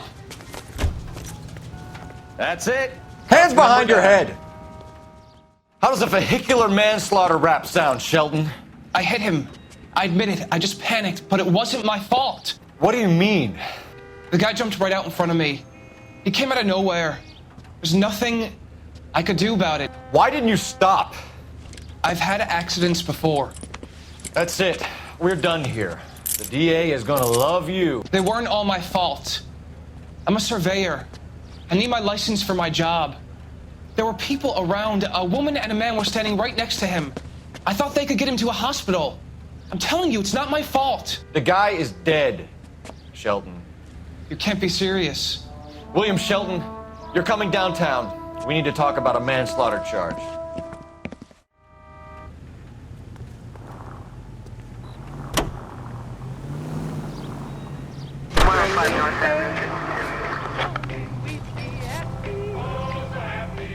And I believe that it's true. It's all a great thing.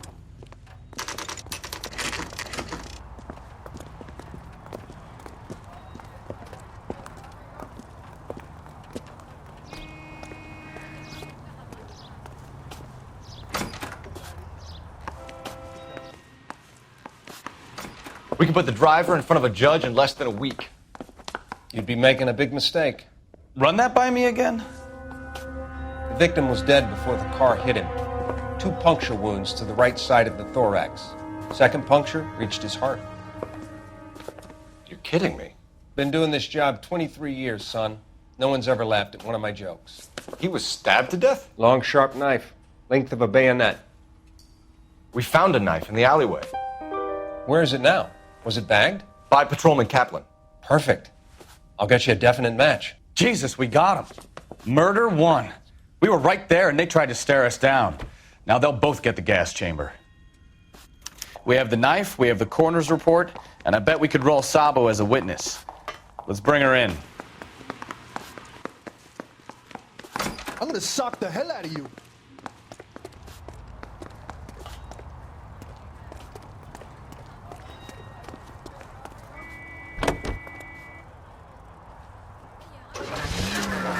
Washington now with national news.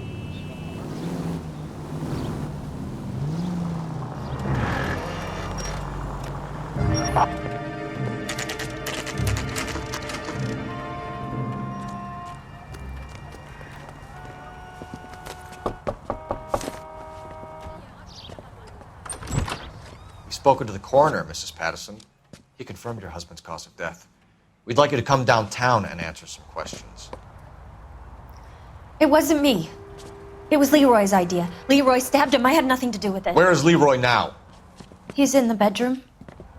You're very good, Lorna. Put the gun down, Leroy. If you do something stupid now, you don't stand a chance in front of the grand jury. Nice of you to give me up, sweetheart.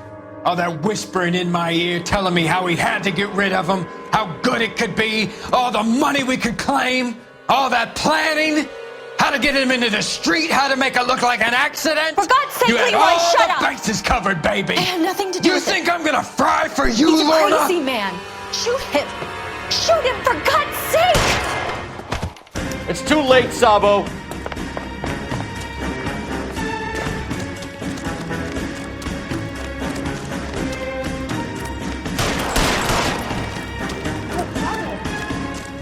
Next time, you're mine.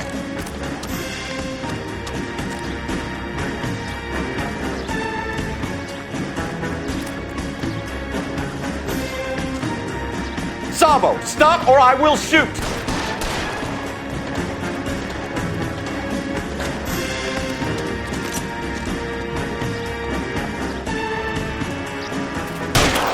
Stop or I will shoot!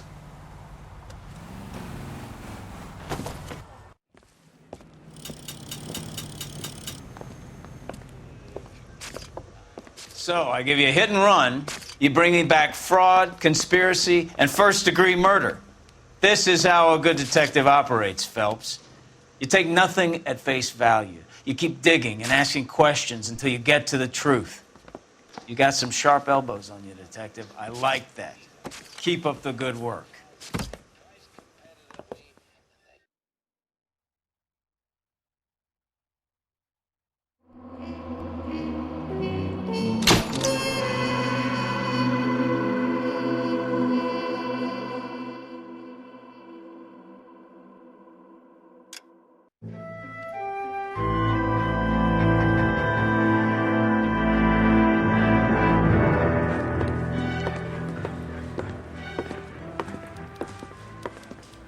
Phelps, Kowski.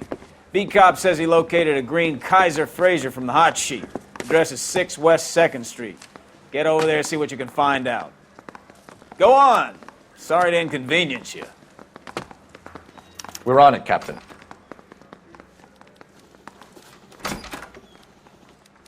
I swear the more bent cars we bring in, the longer the hot sheet gets. It pays the rent, though. Keeps Mrs. Phelps in the manner to which she's accustomed. I'm not sure she'd agree with you. Passionate, romantic type like you, Cole? I don't believe a word of it.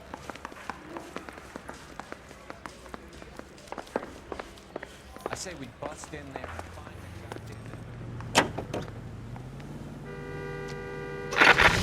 goddamn... 9-190.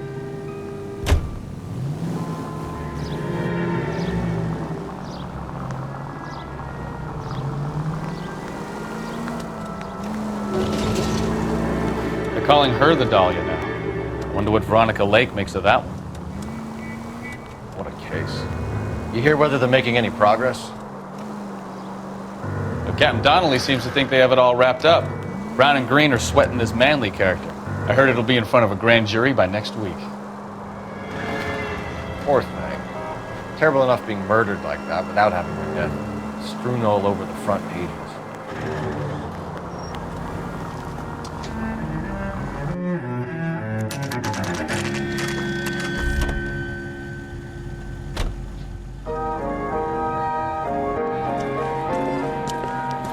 That's the car, Cole. Just pulling out of the drive. Get him. Remember, we need him healthy enough to answer questions. 1247, Detective Phelps, requesting immediate backup in pursuit of a stolen green Kaiser Fraser from 6 West 2nd Street.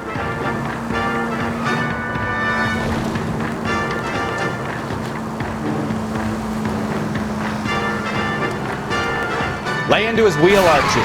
Come on.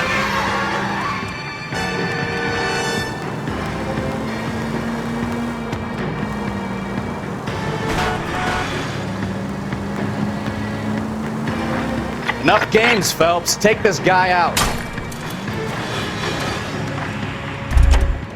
All right. Maybe I was a couple miles over the speed limit. Give it up, LAPD! What's on him, Phelps? Why did you run from us? I saw a big car in my rearview mirror with 2 tough guys bearing down on me. What would you do? What's your name? Cliff Harrison. You're under arrest. For what? What are you talking about? Nice try. I'm talking about the car being stolen. You're out of your mind. I bought the car, and I've got the paperwork to prove it.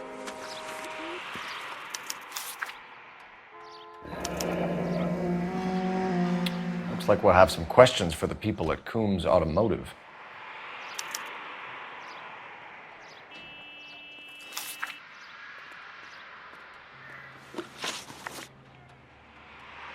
You purchased this car from Coombs Automotive Company? Yeah, that's right. And the ownership papers? From the same place.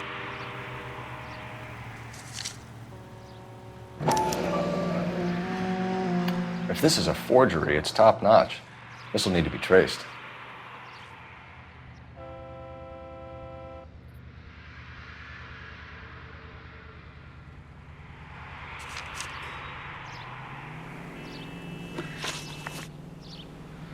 You have a criminal record, Mr. Harrison? No, nothing like that. You better give us something, Cliff, or we're gonna make this hard on you. I didn't steal the car. I ran because I've got some wacky backy in the glove compartment. How much, Cliff? 1 reefer. We'll let it slide. You're in enough trouble. Who did you deal with at Coombs Automotive? The owner, Richard Coombs. And he made out the bill of sale personally? Of course he did. He kept a facsimile for his records. Check with him. We're going to get to the bottom of this, Harrison. Until we do, you're going downtown. You gotta be kidding me! I'm getting arrested for buying a goddamn car? If everything is legit, Harrison, you'll be out soon. Until then, if I were you, I'd keep my mouth shut. Bag his possessions as evidence and have him arraigned for grand theft auto. Right, Detective. Do you know who my father is? We need to get to Coombs Auto and check out Harrison's story.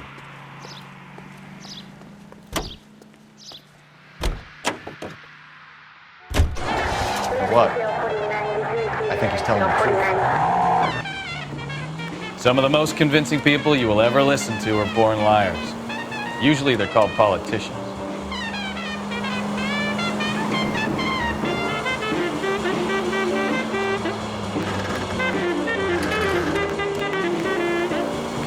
The paperwork all looked above board, and he seemed like a clean-cut kid. Uh-huh. Well, I get it. You see some kid who's basically you 5 years ago and assume he's got to be innocent. I'm more than happy to be proved wrong. Hey, if he'd been black or Hispanic, you'd be singing a different tune. You spout all this communist crap about treating everybody the same, but it only works one way. I'm not sure that's communism, Stefan. Oh, God, please. Not another history lesson from the man who single-handedly won the war. Are you finished? Yes. I feel much better now. We'll shake down the car dealer and take it from there. Unless his daddy plays golf with yours, of course. In which case, we'll give him a firm gentleman's handshake and be on our way. See? I knew you weren't finished.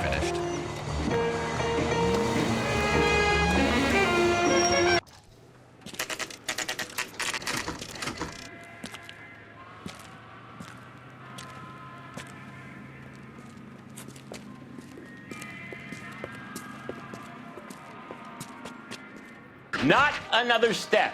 I have got a Buick Century sedan that would be absolutely perfect for you. Detective Phelps, LAPD, are you the owner? That's right. Richard Coombs at your service. You looking to trade in a black and white, boys? Mr. Coombs, we're investigating an auto theft. A man by the name of Cliff Harrison claims he bought the car here. Well, some people would say that my cars are a steal. That's a joke, son. Very amusing, Mr. Coombs. I remember Harrison. It was a green two-tone Kaiser Frazer, if I remember rightly. Do you have the bill of sale? It's in my office. Walk this way.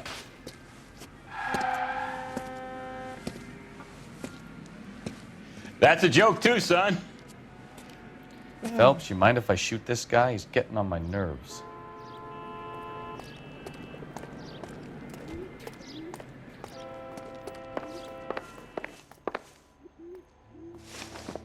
Here it is. Got the original pink slip there, too.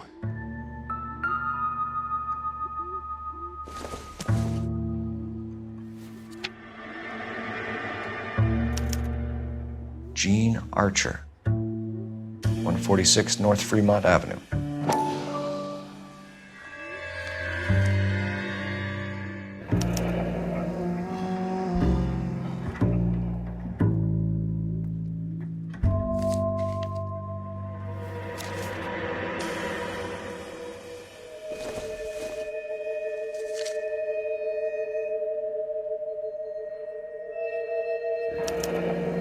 Harrison's purchase receipt was legit, at least.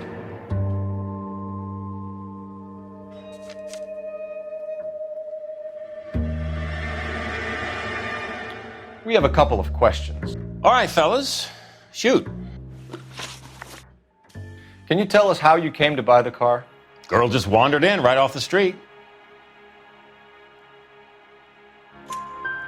Nothing unusual about the car. Not really my usual type of vehicle. The price was certainly right, though.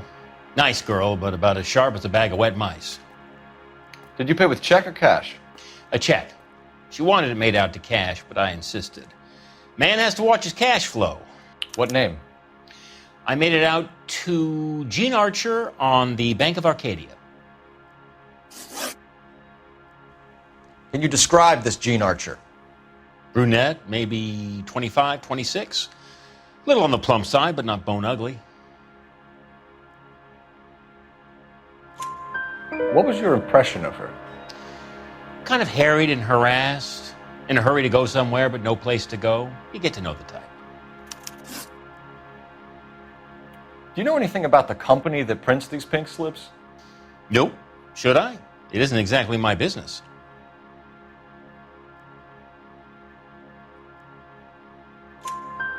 Says Marquis Printing. You've never heard of them? Marquis. Sure. They do all the government red tape. You'll find the place down on Aliso Street near San Pedro. When exactly did you hand over the check, Mr. Coombs? Close of play on Friday.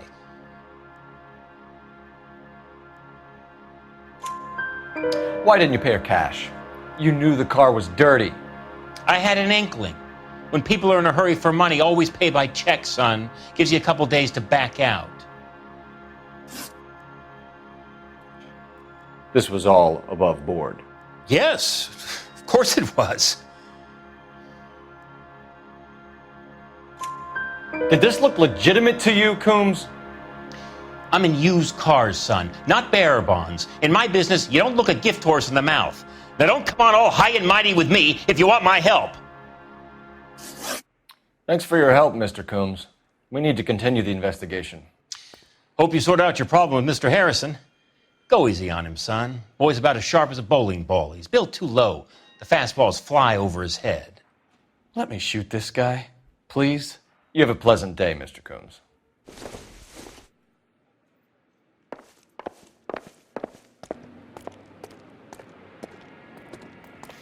Well, Harrison might be off the hook, but we can still run an APB on Gene Archer. Get on the horn and call it in.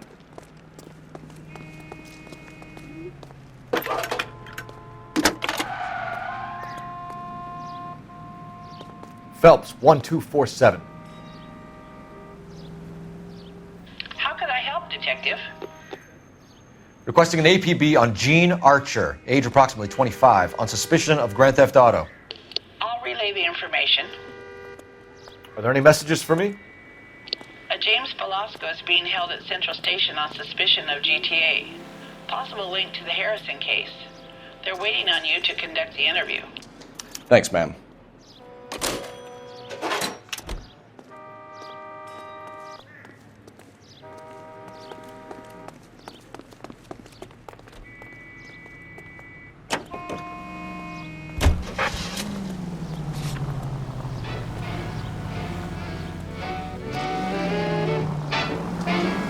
Here's a chicken and egg question for you. Do you think you have to be an asshole to sell cars?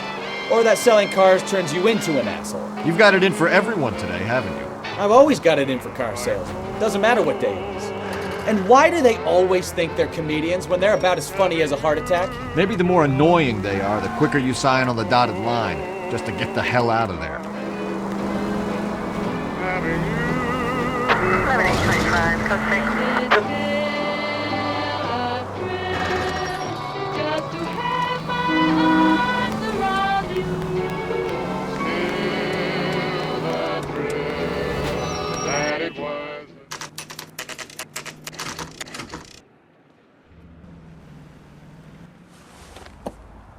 Empty. Should have known that Archer broad would have given us a false address. You should go to the station, see what this Belasco guy has to say.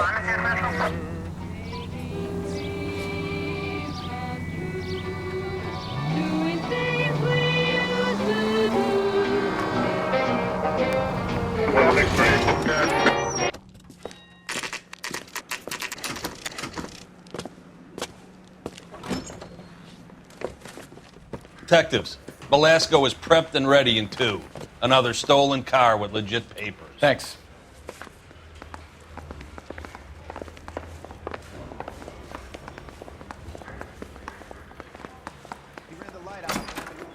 Crummy bastard.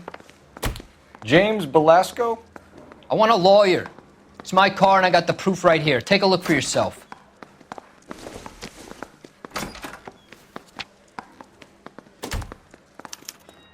The paper is real enough, Belasco, but the car isn't yours. This pink slip is a forgery.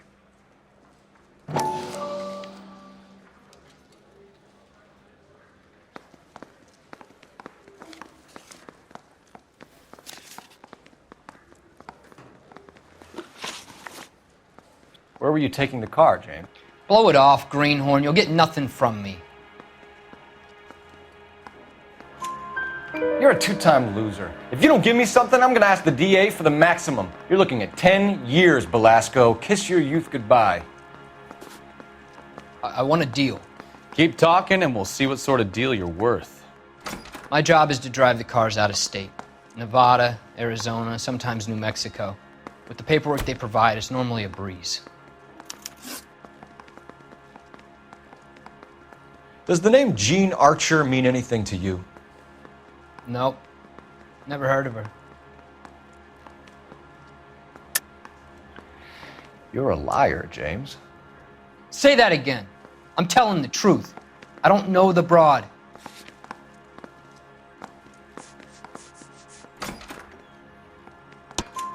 So that's why you both have the same address printed on your pink slips. She's a mule for these stolen vehicles, genius. Same as you. Jesus. All right, I know her. Stupidest broad I ever met. Always cooking up crazy schemes. I don't know why those guys use her. You happy now?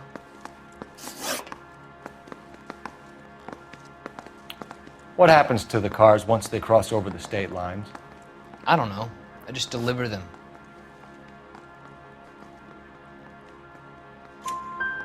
Give me something, Belasco, or I'll take you back to the cells and tell the whole station you're a child molester. How long do you think you'll last? Okay. I hear you. The cars get sold in Chicago or back east. Sometimes I bring back cars coming the other way. Where do you pick up the cars, Belasco? Warehouses. Mainly in East downtown. An address, Belasco. You want my help with the DA? Cough it up, now. A place on Industrial Street. I don't know the number. You're gonna help me out, right? Keep talking, kid, and we'll see what we can do. All right, James. We're gonna check if this information is worth anything. And if it is, I need your help here, pal. If it is, then we'll know you're a man of your word, and so will the DA. You're Phelps, right? Yes, I am. Look, can we do this later? I'm in the middle of it. Ray Pinker. I'm with Technical Services. The pink slips are all real. Yes, we know that. There's only one company that prints them in California, the Marquis Printing Company. They've confirmed that the numbers are legitimate. You've checked them out? Sure. They're on Aliso Street, near the corner of San Pedro. The guy I spoke to was Lightball. Gordon Lightball. Here, I wrote it down. Thanks, Ray. This is a great lead. We'll get down there as soon as we can.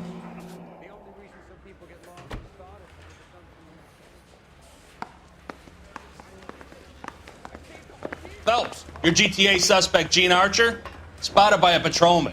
Western Union office, 253 South Hill. Less than a minute away down the street if you run. Go! She won't hang around.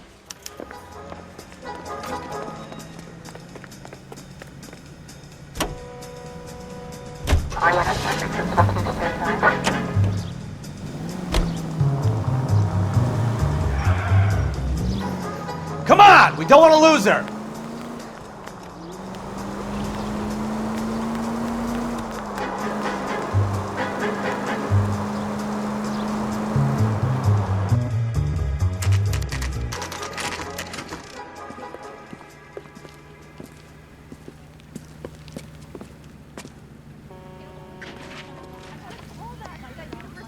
LAPD. We'll take it from here. God damn it. Everyone's against me. Look, just let me get my money and get out of here, okay? You look sweet. How about giving a girl a break? I could be very nice. I'm afraid I can't do that, Miss Archer. Stefan, call for black and white. Just my luck to get the only hair sure cop in the LAPD.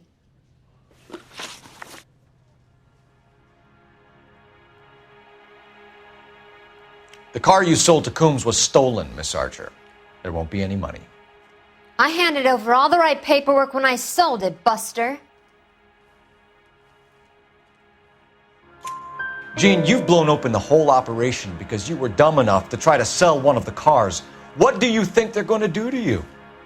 Give me something. I was just doing what they do. They paid me $50 to drive the car. I made $2,000 selling it. You made $0. And if they catch you, you're dead. Is that all your life's worth? Look, a girl needs things. I don't see you looking out for me. How long have you and Belasco been delivering cars? Who is James Belasco? You're lying. James Belasco. I don't remember mentioning his first name, Miss Archer. Oh, I think you did, didn't you? Well, I'm sure of it. Anyway, I don't know him.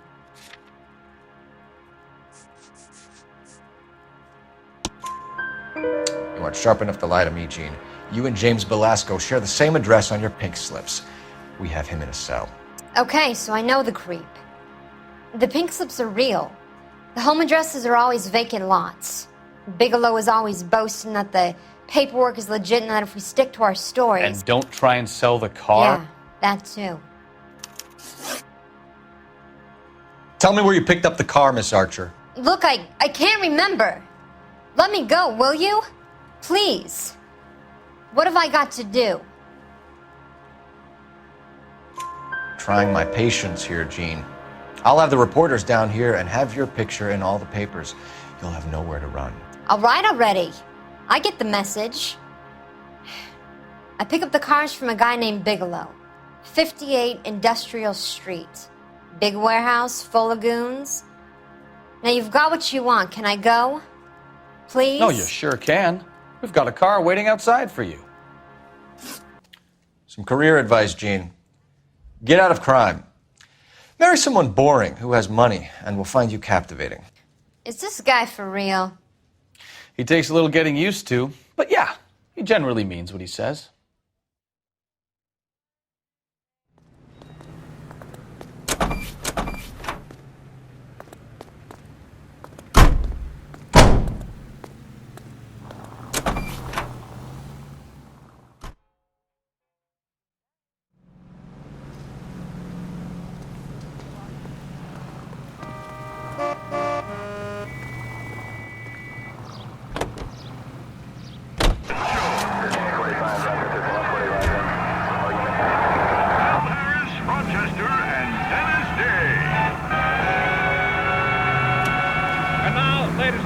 Let's go out to Jack Benny's home in Beverly Hills, where we find Rochester tidying up Jack's death. Friendly girl. Used to getting her own way. Little did she know her feminine charms were useless against the impenetrable Cole Phelps. She's not my type. And what is your type, Phelps? I'm married. I know that. But you're not blind or dead inside, are you? Wait, scrap that second half of the question. I don't know. Blondes, I guess. Hallelujah! The man is human after all. Now we're getting somewhere.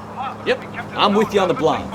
Brunettes are fine too. And there's nothing wrong with a good red. But I draw the line at gray.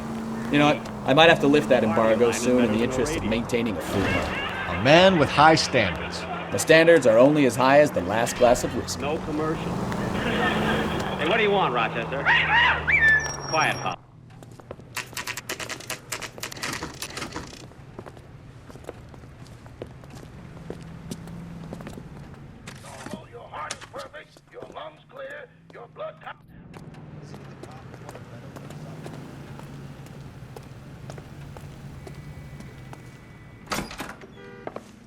And what can I do for you, gentlemen?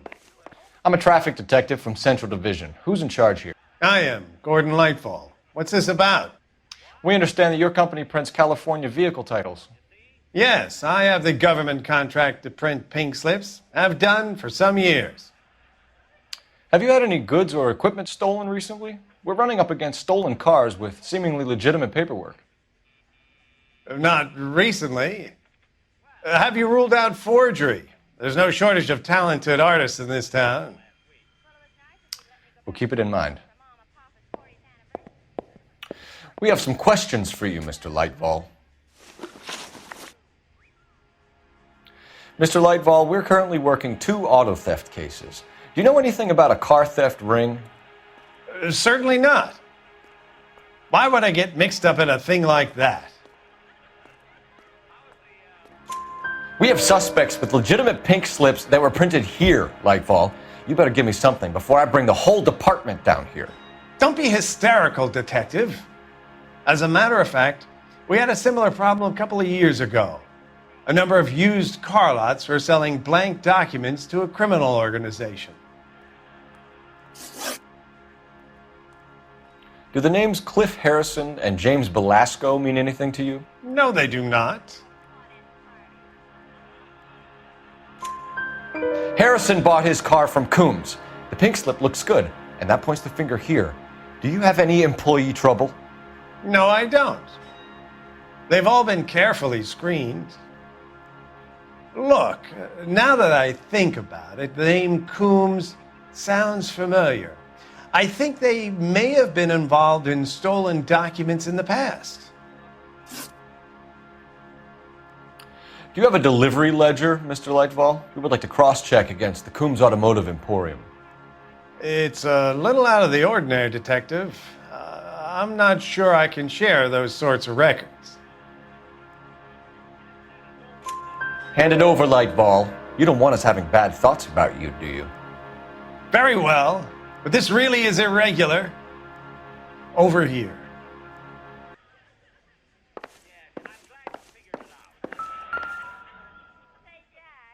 Look for patterns, recurring names, unusual addresses, anything out of the ordinary.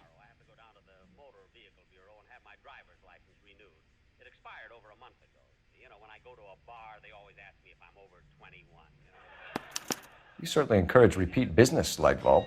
This Mr. Bigelow is a good customer. Sorry to bother you, sir. We'll let you know if there are any developments.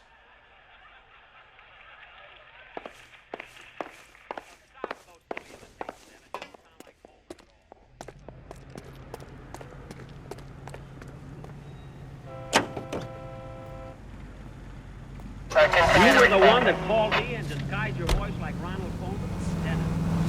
Dennis, answer.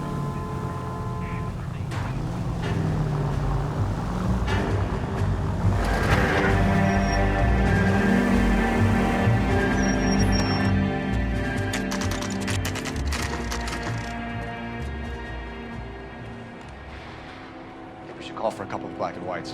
We can flash you down here. I thought you Marines were gung-ho, Cole. You have a 45, don't you ever want to use it? I'll take the back. Just give me a few seconds to get around there.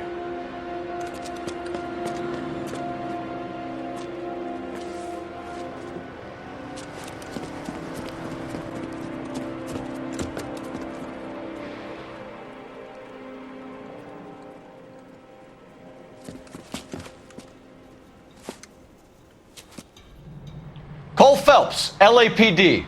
All of you are coming downtown with me. Look sharp, it's the cops. Throw out the guns.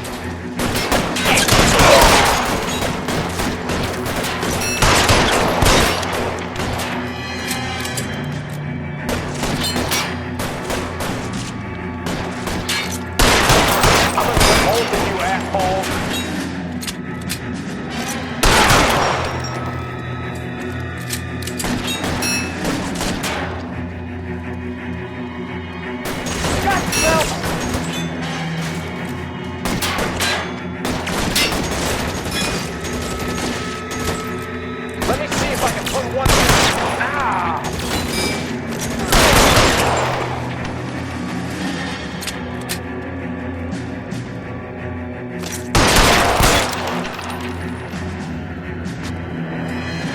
Clear the top floor. I don't want to get drilled on the back on the way out. Weapons on the ground, now! Keep moving!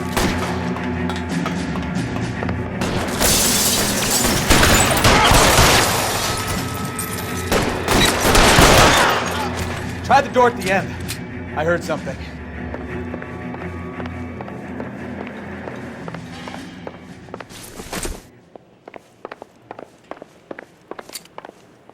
All right, don't shoot! Keep your hands up. Watch him, Bukowski. He doesn't move until I've tossed this place.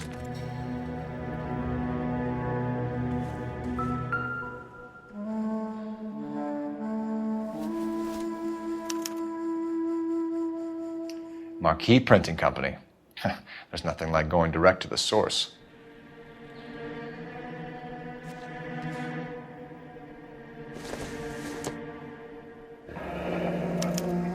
Betting slip. Looks like Mr. Lightball has been on a losing streak.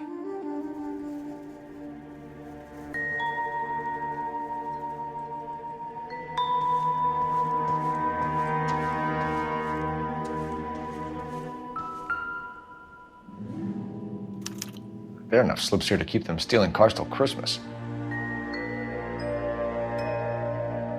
We've got a trail of pink slips and stolen cars that leads right to your door, Bigelow. You're in this up to your neck, but I don't think you're the man in charge. Make it easier on yourself. Give him up. I do work on cars for customers. You charge in here shooting up the place like it's the Ballard of Bulge. I can't give you anything.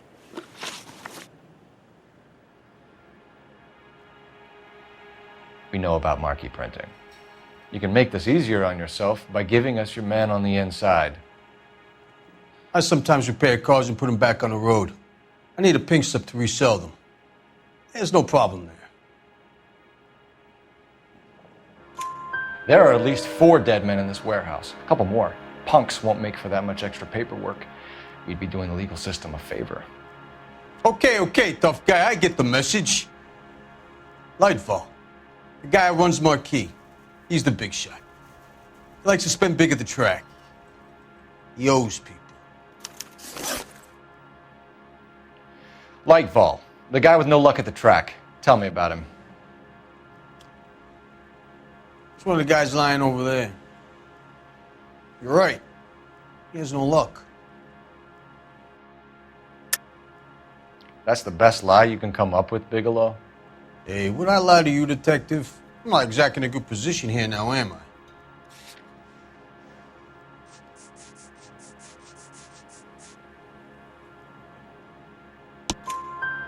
Gordon Lightball owns Marquis Printing, a government print shop. He's losing big at the track. He has these big government contracts. He's in hock over 20 grand. If the feds find out, contracts will be all over. Lightball plays ball. All right, Bigelow. The heat is off you. Play your cards right and you'll be able to count your time in Quentin on one hand.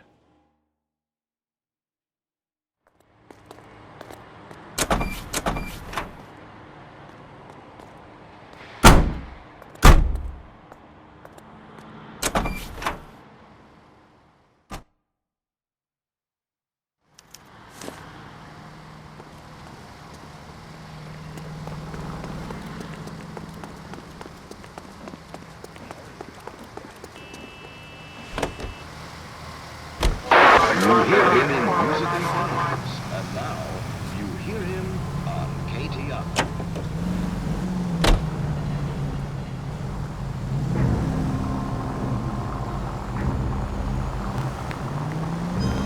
What a mess.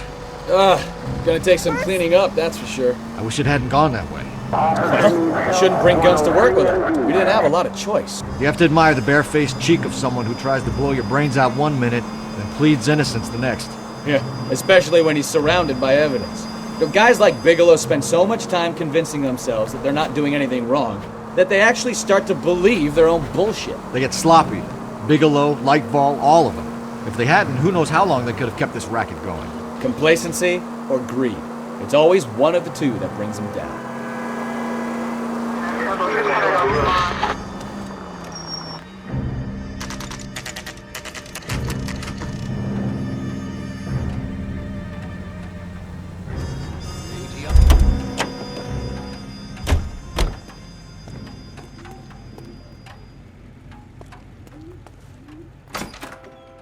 You're under arrest. You again? This harassment is starting to wear thin. We found a box of pink slips in a warehouse full of hot cars. You signed for them, Lightball. I signed for all the orders and deliveries. You'll need something better than that, cowboy. Save it, Lightball. We already have all we need to send you down. I've had enough of this. You either produce some shred of proof, or I call my attorney.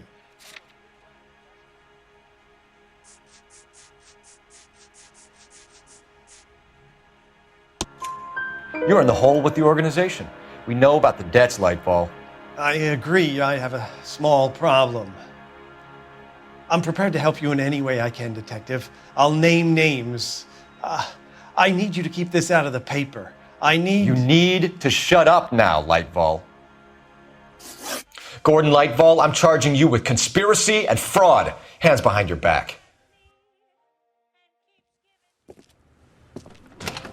The LAPD Central Traffic Division has today smashed a nationwide auto theft ring, writes crime correspondent, blah, blah, blah. Oh, here it is.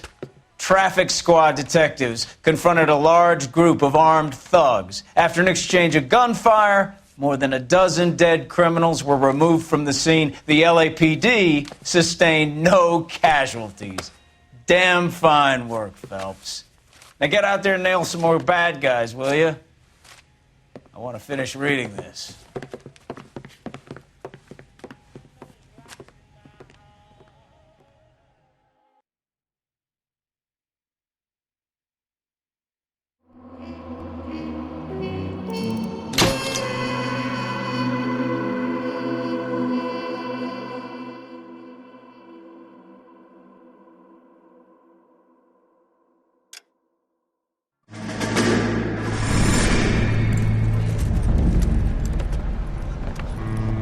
My family runs a shipping business in San Francisco. We used to have 2 ships a week to Tokyo. We've been in shipping for 2 generations, Hank. I've never been on a voyage anywhere. I feel like Odysseus in the beginning of his journey. The Odyssey took 10 years, Cole. This is the American century. America can rule the world after we win this war. We need to stay alive, Cole. These men are counting on us. Have you heard what the veterans are saying to each other? No. Golden Gate and 48. That's 4 more hard years of fighting.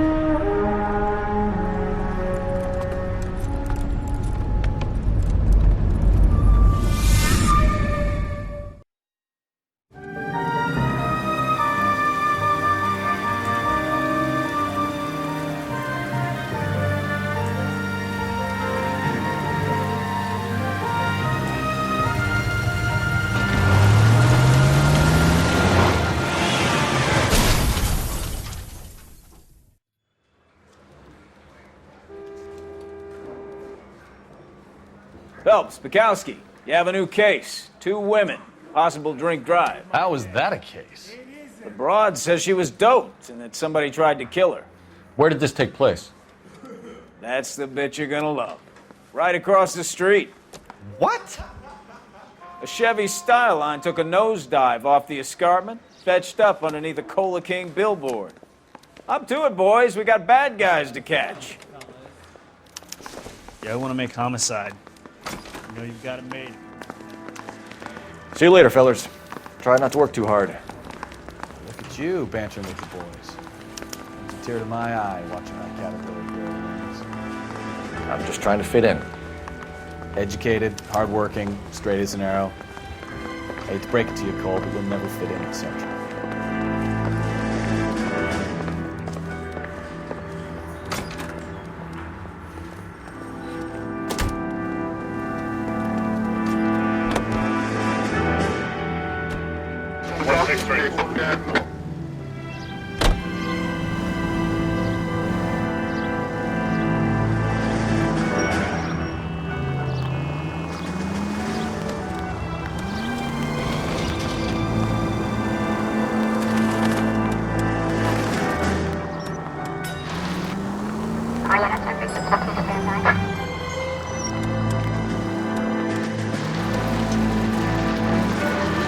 Stop just ahead.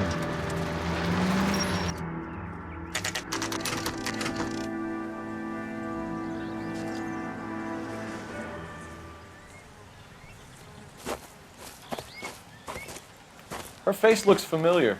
Well, that's June Ballard, Tarzan's sister, Beast of the Amazon.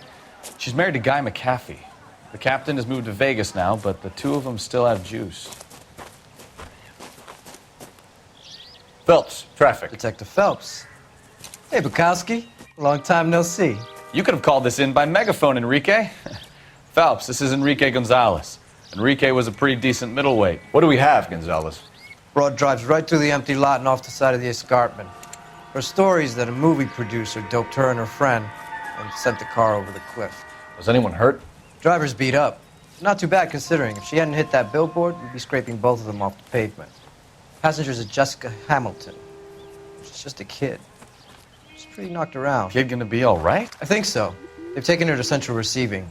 If you want to take a look around, you can stall the ambulance. Thanks. Do that. One more thing. Watch out for the driver. She cuts rough.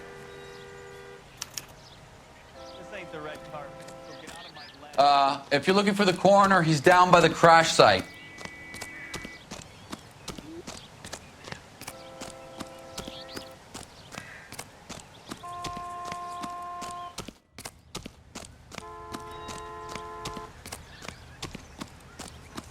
You'll want to see this, Phelps. There, laid out on the trunk. And that isn't even the best part.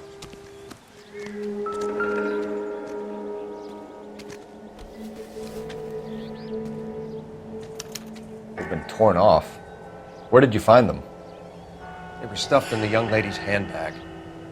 I'll run a trace for semen when I get back to the lab.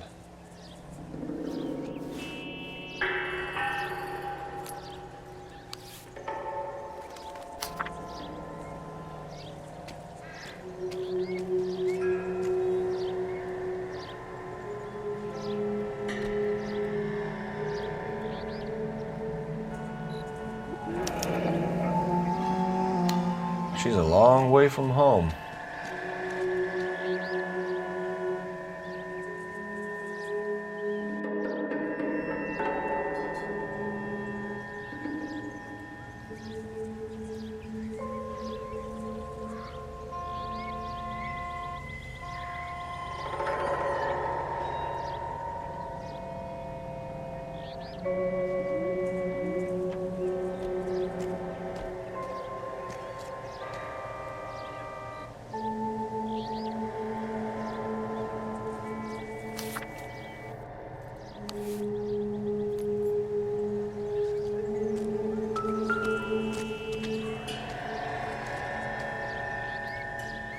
Looks like they're lucky they weren't more badly injured.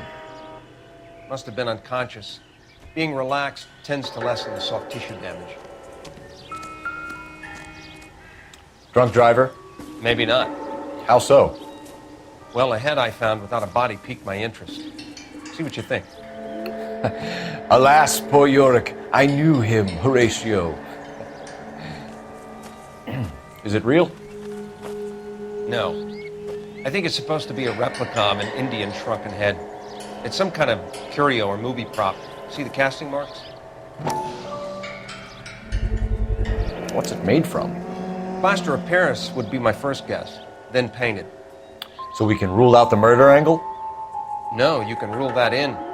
That thing was wedging the accelerator to the floor. Whoever did it wanted these women dead.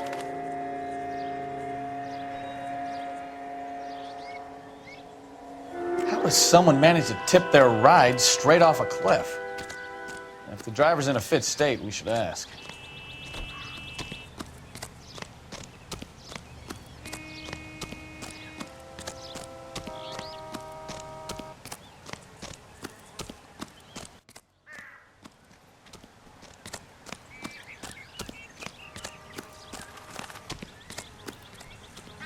Mrs. McAfee, we would like to ask you a few questions, if that's okay.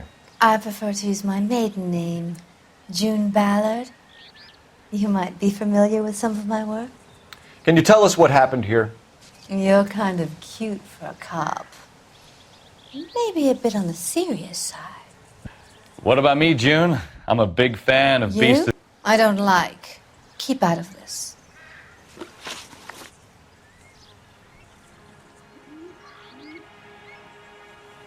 We understand that you're still suffering from the effects of the accident, Mrs. McAfee. The officer says that you claimed that you were drugged. Who did this to you? That rat slipped us a Mickey Finn. It's no wonder I feel so dopey. I can't remember.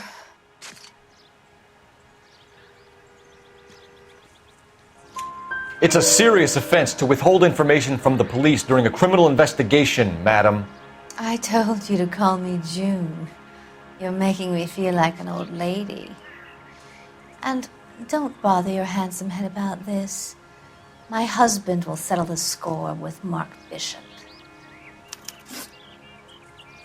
What can you tell us about the passenger in your car?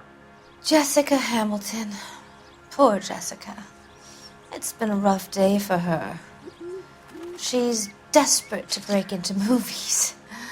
What more can I say? I think you're lying, Mrs. McAfee. I think something happened to Jessica yesterday before the crash. I'm offended, Sunshine. Do you have any proof?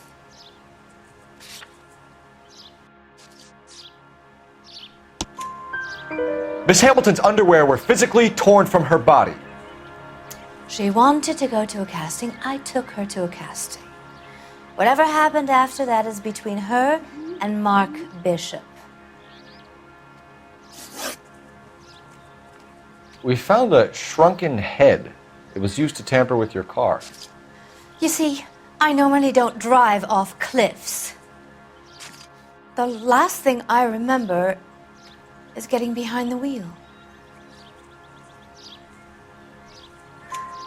It's obviously some kind of movie prop. You must know where it came from. In case you hadn't noticed, I am the talent. And the talent doesn't deal with props or sets or any of that kind of stuff. Why don't you ask Mark Bishop which prop house he uses? You mentioned a Mark Bishop. You think he might have had something to do with this? He is a movie producer. As for his involvement, you just leave it to me and my husband to worry about. I want to know what happened between you two that made him want to commit a double murder. Bishop offered me a part in his picture. Then he withdrew it. Fact is, we had a deal. I pressed him on it, and this is where I end up. Mrs. McAfee, I think it would be in everyone's best interest if you accompanied Patrolman Gonzalez back to the receiving hospital. I'm going to be okay. These guys can take me home after. My lawyer and I have talked to the news hounds. Mrs. McAfee, you are still under the influence of narcotics, and you're likely to go into shock once the drugs wear off. And I thought you were a heel. It's nice of you to be concerned. I think we're good here. Let's go see what we can shake out of the kid.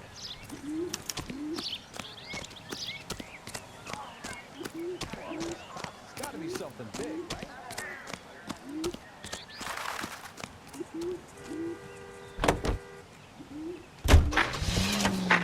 KGPL to car 11K, 11 King. The car crash victim has regained consciousness at Central Receiving Hospital. 11K Roger, en route.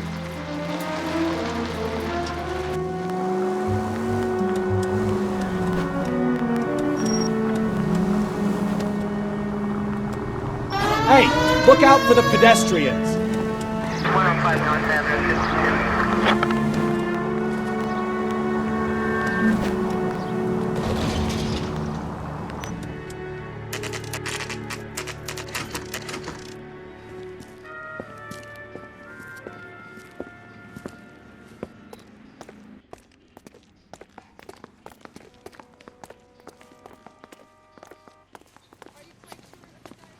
Hello, Detective Phelps, here to interview a Jessica Hamilton.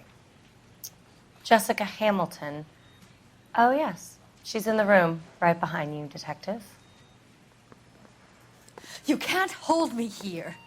No! I don't need to be manhandled by a doctor. I need my lawyer! Hey! Where is the telephone? Do you know who I am? Hello, Doctor. I'm Detective Phelps. You're attending to the young lady from the auto accident? Yes. She's conscious now, but I doubt she'll remember much. She's still feeling some of the after effects. Jessica was drugged? She certainly was. Chloral hydrate would be my guess, and there's clear evidence of abuse. She's still a minor, Detective. Someone planned a double murder to cover up a statutory rape? Swap 7 years for life and gets Guy McAfee on their case? Doesn't make much sense to me. I guess it depends on what they had to lose.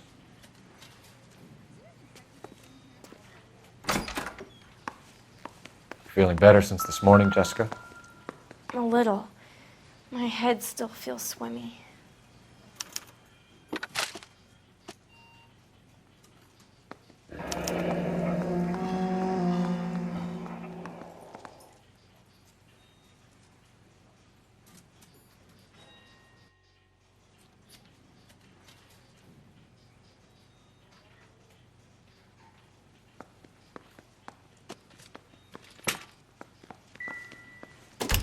Hello, Jessica. My name is Cole Phelps. I'm a policeman. I'd like to talk to you about your accident, if that's okay. Okay.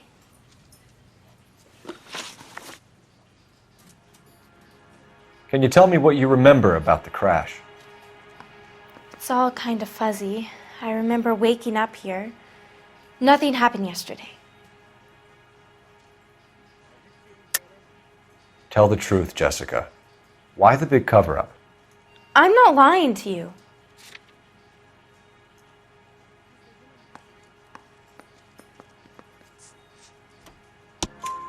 We found your underwear in your handbag, Jessica. You need to tell us what happened. The doctor told me what happened.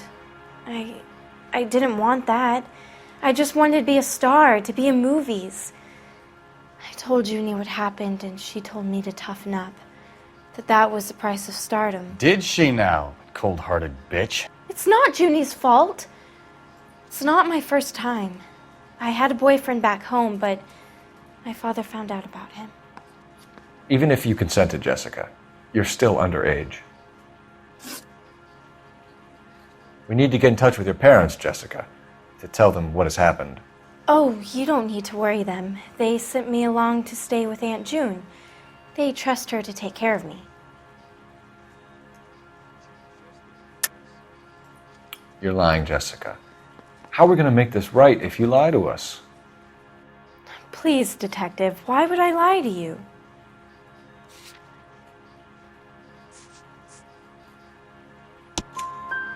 Because you're a runaway, Jessica, and you don't have your parents' permission to be here. Now, do you want to tell me what really happened? I went with Junie to this strange place. It's difficult to remember.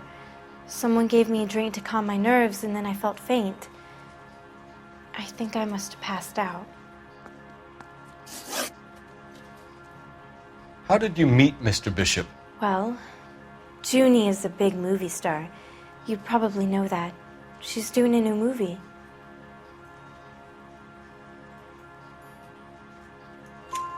What's the story with Bishop and Mrs. McAfee? Why does he want the two of you dead? That can't be true. Mr. Bishop seemed very happy today. I mean, yesterday. And that's why he wedged a shrunken head against the accelerator pedal and punted the two of you over an escarpment? I overheard Junie speaking to him on the phone a couple of times. Screaming, really. She can be very hard sometimes, Junie. But they seemed okay yesterday, like they worked it out. I know what happened to you, Jessica. Where exactly did it take place? Please, it's scary. It's really difficult to think of anything. Jessica, I really need you to help me here. I remember the mermaid. Was the mermaid in the movie too? No, it was on the front of a building. We pulled up in front of the mermaid. Thank you, Jessica. You've been a big help.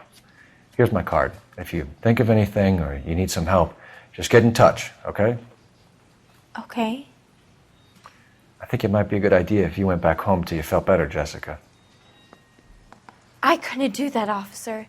What if I got the part and I wasn't there?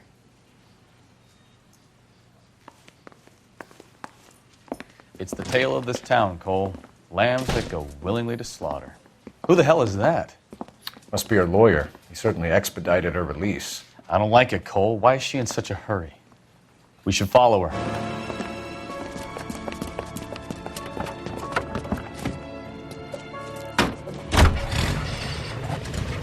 There she goes. Come on.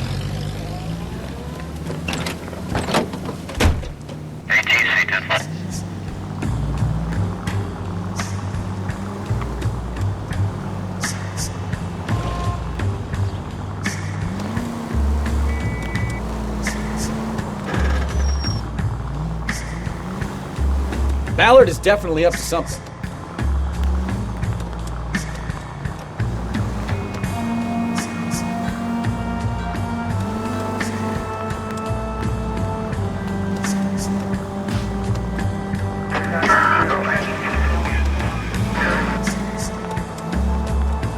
She seems to have made a remarkably speedy recovery.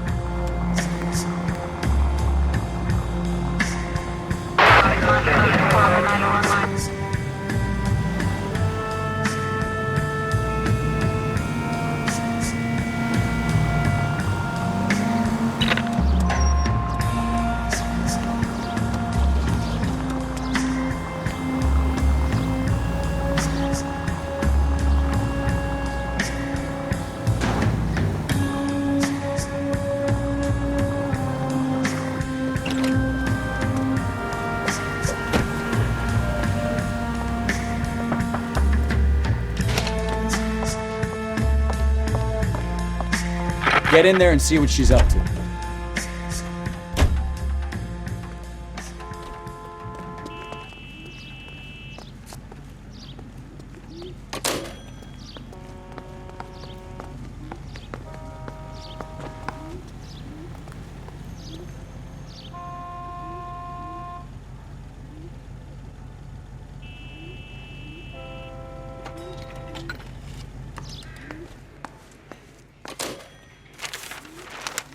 Baby?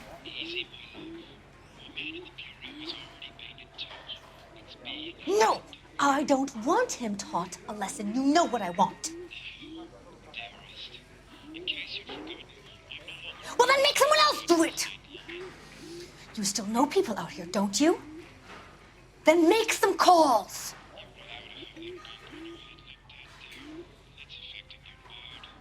I'm gonna be very clear about this. You get this done, or I'm... Wilson's Hotel. Mr. Mark Bishop, that son of a bitch, lives in apartment 803. Sure, I got the film.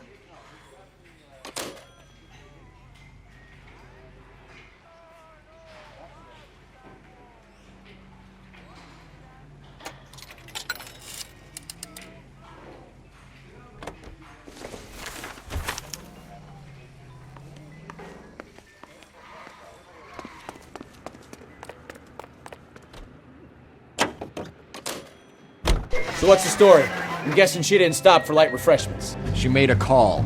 Sounds like Mark Bishop has a heap of trouble headed his way. I've got an address. Wilson's Hotel, apartment 803.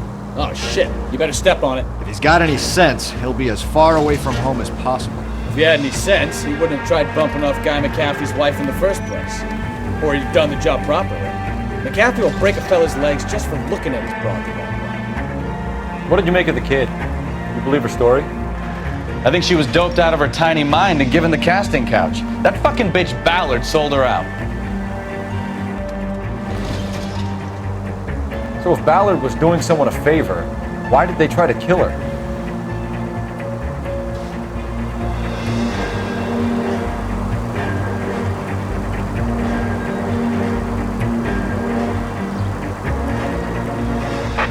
All units in the vicinity in car 11K, 11K, 415 progress at apartment 803, Wilson's Apartment Hotel, 1220 West 7th Street, Westlake Park. 11K code 3. All other units code 2. KGPL clear. Gun it! Let's get to the apartment before someone gets hurt.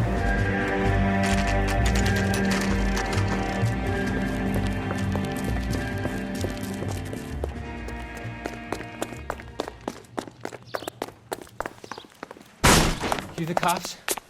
I tried to stop them. It's room 803, left out of the elevator.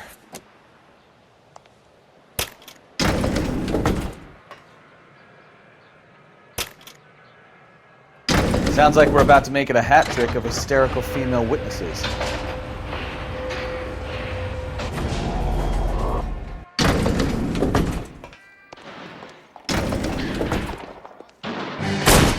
Give it up, LAPD!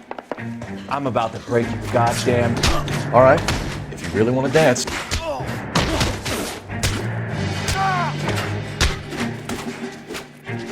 Shouldn't have...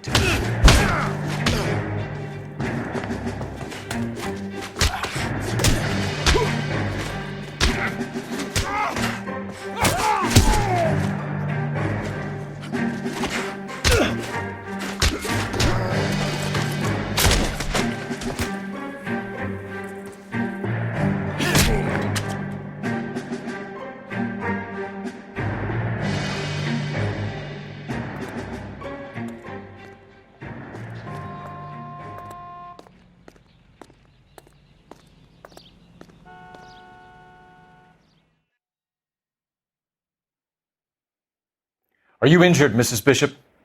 I'm all right now. Those horrible, awful men. Perhaps you should sit down, ma'am. Yes, yes. Forgive me, officers. I'm very flushed. I'll just sit down for a moment. That's perfectly normal, ma'am. Take a moment while we look around. Yes, thank you. Just look at this mess. Looks like we found our mermaid. Who are these men in the picture? My husband, Mark, and Marlon Hopgood.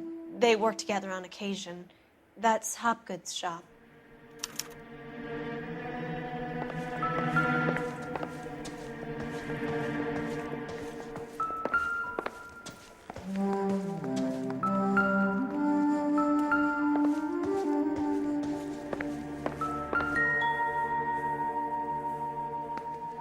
Presented to Mark.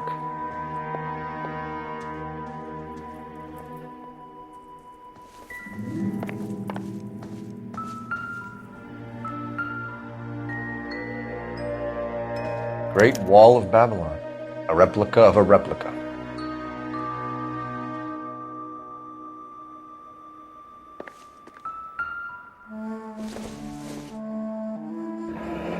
Looks like the old movie set downtown.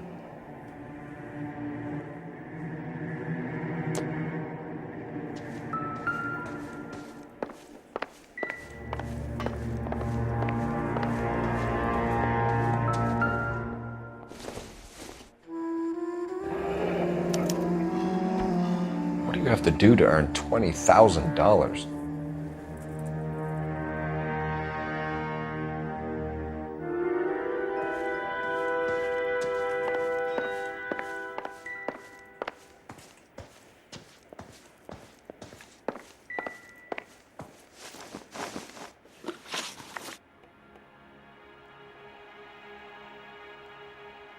Those men, I think they work for Guy McAfee. Do you know the name? No. Why should I? June Ballard is married to Guy McAfee. Have you heard of her? That slut. She's been badgering my husband for days. Mrs. McAfee alleges that your husband tried to kill her and her friend last night. I think you should tell us what you know. My husband's a movie producer. This has something to do with his new picture. He doesn't include me in his business. June Ballard said she had a deal to be in his new picture. Mark repeatedly told her no. He had Joan Leslie lined up for the role. That's how he got the finance. June made all kinds of threats. She was very rude to me. You know June Ballard? We were both on the same picture a few years back. That's how I met my husband. Where can we find your husband, ma'am? He told me he would be on set. That's all I know.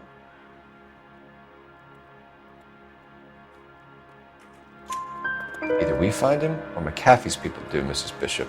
If you care for him, you should make sure that we find him first. I do care for him, but I don't really know where he'd go if he were in trouble. Hopgood might know. Why is your husband paying Lorna Hopgood $20,000? Lorna? Marlon's ex-wife? Are you sure? You're lying, Mrs. Bishop. It's some kind of payoff. You know exactly what the money is for and who it's getting paid to. Do I? Would you like to prove that, Detective?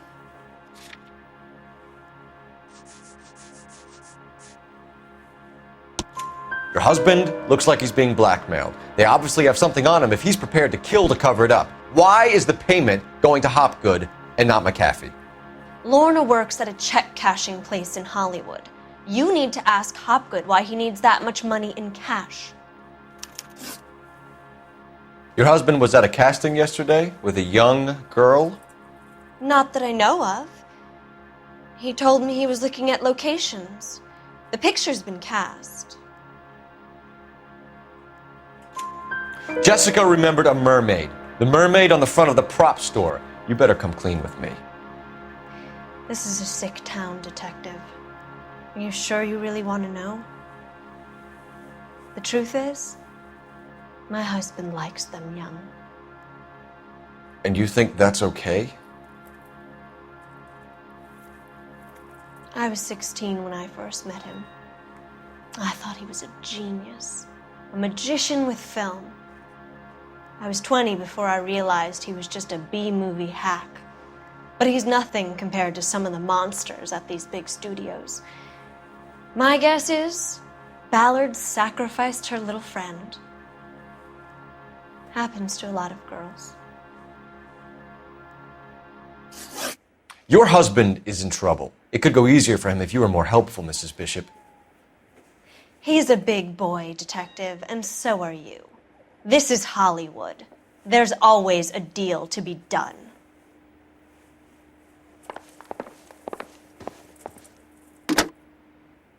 Operator, give me R&I. Putting you through now. Phelps, 1247. How could I help, Detective? I need a location on a silver screen prop store. Just a moment. Silver Screen Props, corner 3rd and Figueroa. Thanks for your help.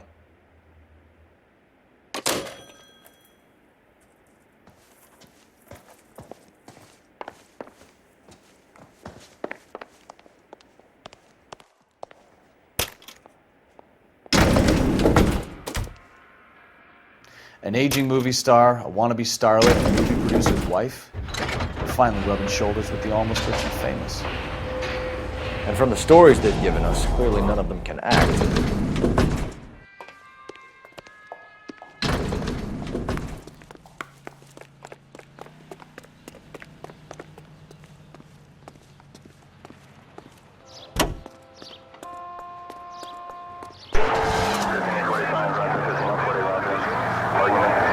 Mrs. Bishop knows more than she's letting on. She doesn't seem to realize how much trouble her husband is in. The LAPD are the least of their worries right now. Yeah, you'd think she'd have gotten the hint after those Hatchet Man redecorated her apartment. Maybe she's just loyal. Or she's in on it. She didn't seem like your average giddy broad with nothing between the ears. Or she might just be trying to buy enough time for Bishop to put a couple of oceans between him and McAfee. With seats for 50 persons. A fine gentleman playing in ballrooms across America.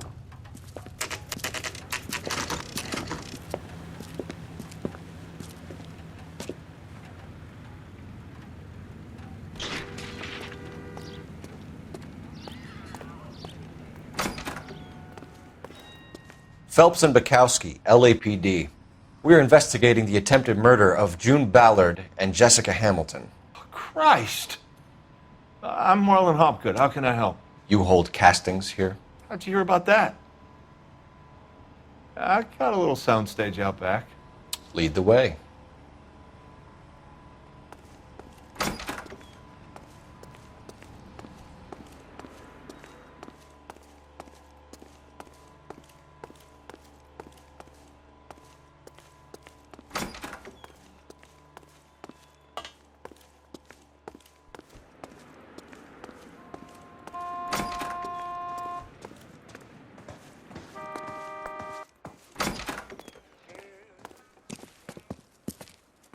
Keep him here, Stefan. I'm gonna take a look around. What's this got to do with me? Don't try my patience, knucklehead.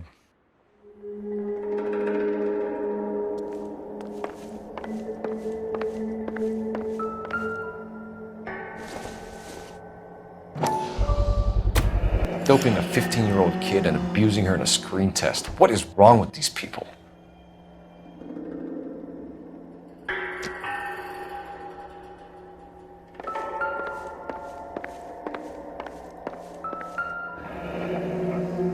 Turn off the lights, Hopgood. Why would I want to do that? Humor him. One-way mirrors. There's a room on the other side. Huh. Well. Find a way into that peep den, Phelps. I'll stay here and keep our pervert company.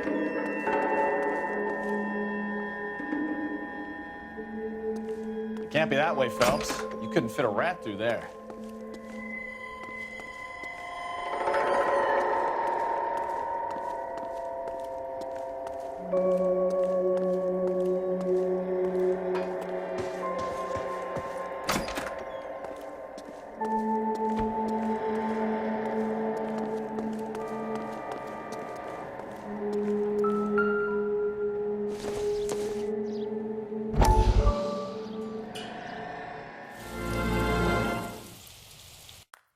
Listen, I have to call you back.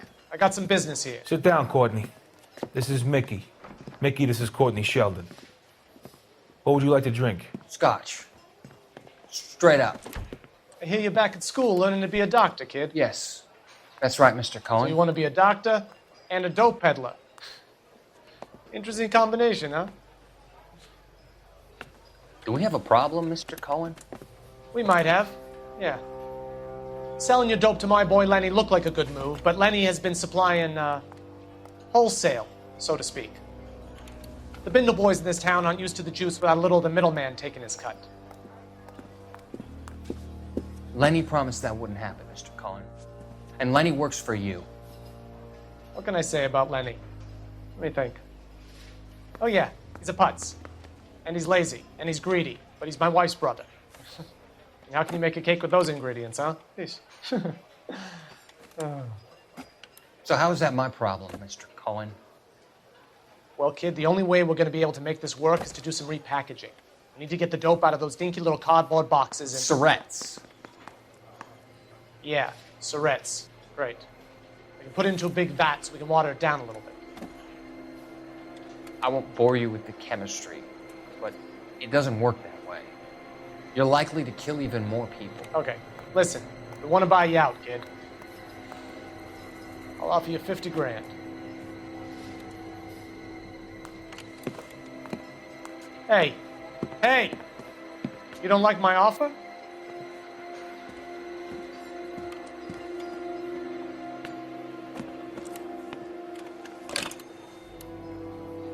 The Sheldon kid? I think I want him dead.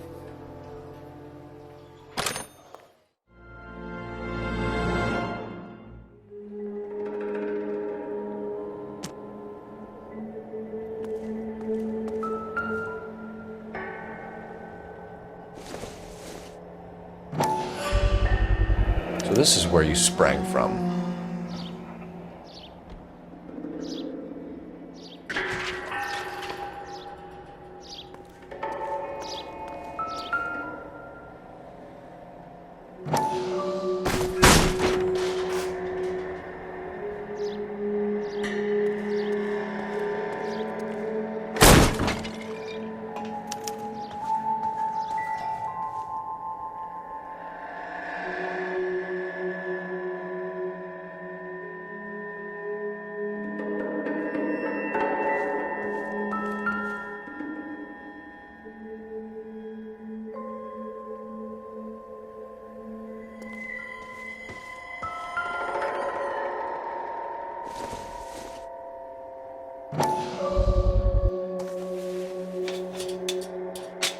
So what happened to the film of Hamilton's screen test?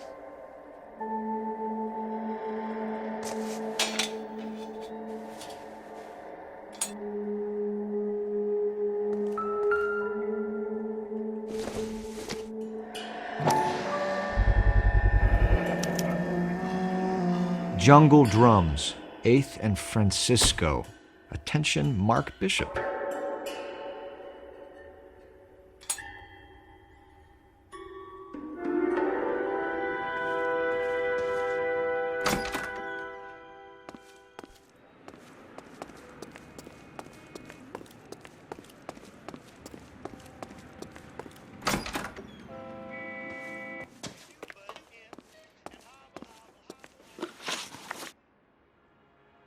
You ever do any work for Mark Bishop?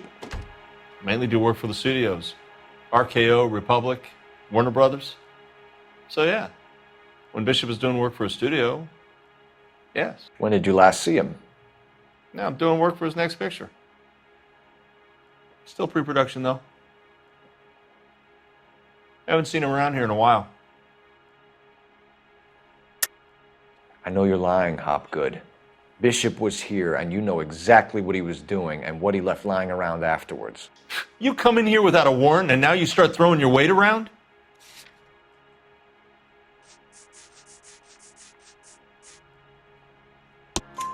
A 15-year-old girl told me how she was drugged and molested at a casting house. I found the chloral hydrate in your drinks cabinet. You give me something or I will break your fucking jaw, Hopgood. Bishop was here with June, Ballard, and the girl. A lot of producers and directors use this place. I'm not responsible for what goes on here. McAfee's men are looking for Bishop. We need to find him first. Any idea where he might have gone to ground? If he really tried to kill McAfee's wife, my advice to him would be to leave town. You're delivering props to Jungle Drums on 8th Street? Bishop is using that old rundown wreck of a set. That place is dangerous.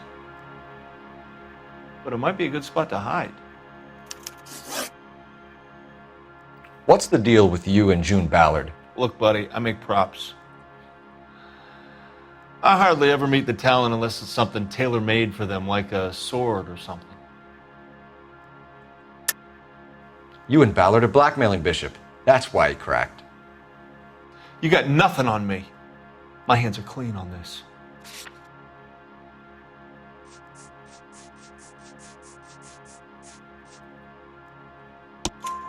Enough! I've been in your peep room, Hopgood. I've seen your smut pictures and the camera setup. You made a movie of Jessica. I found the canister. The deal is I get to sell the movies to burlesque houses and private collectors. These movie guys love seeing their cocks on screen. But part of the arrangement is I never film their faces. June had me film Bishop, and then she kept the movie for insurance. He went apeshit when he realized his face was front and center. Who has the film now? Who else? McAfee. Ballard had what she wanted. Where does the money come into it? What money?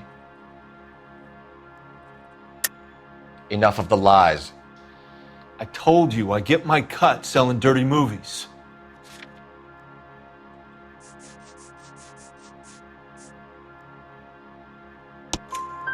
Your ex was getting 20 large from Bishop. If I wanted to skim 20 from Bishop, we'd do it through the movie budget. June said she'd sell him the film once the movie had wrapped, but Guy wanted cash. He's in a cash-only business. You think I had a choice in this? That's all for now, Hopgood. We're taking you in. Phelps!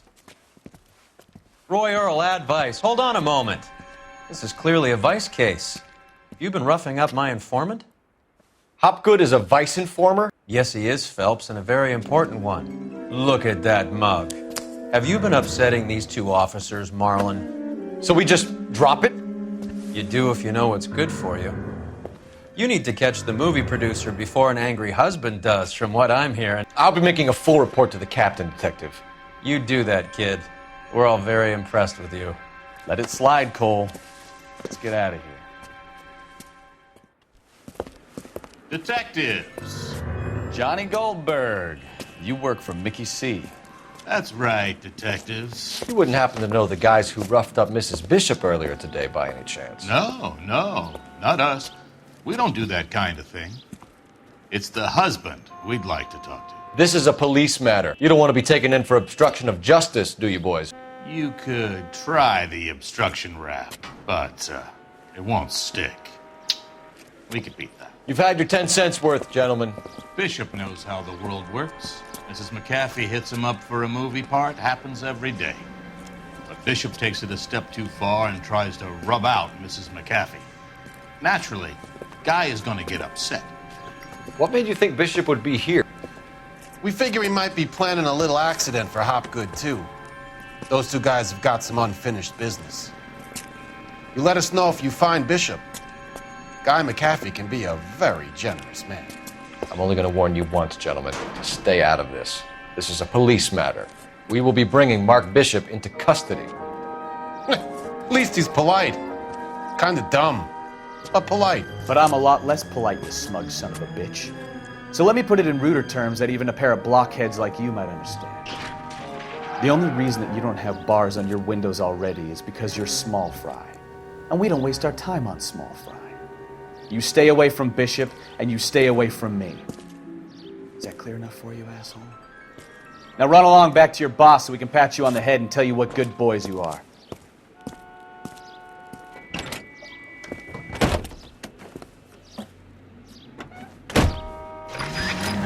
I don't think they like your little pep talk, Bukowski.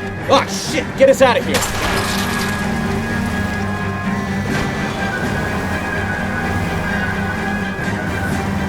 I need to be closer, Cole! They really don't want anybody getting to Bishop before they do. I'll try for the tires! Keep your foot down!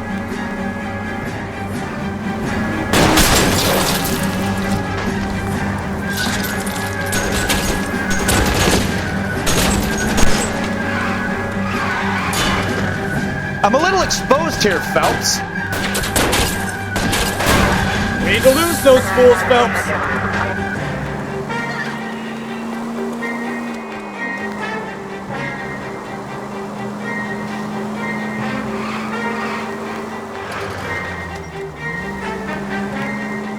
Enough games, Phelps. Take this guy out.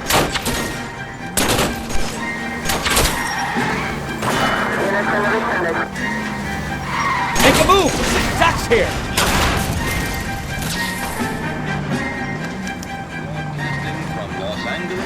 Let's see him chase us now.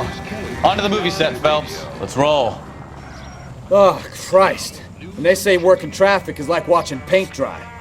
You know how to piss people off, Bukowski. Hey, if they're prepared to gun down cops in broad daylight, McAfee really means business. Seems like we're the only ones who want Bishop alive. I have a good mind just to let him go work on the son of a bitch. I'm about done putting my life on the line to protect some child molester. That's our job, unfortunately. They don't get to dole out the justice.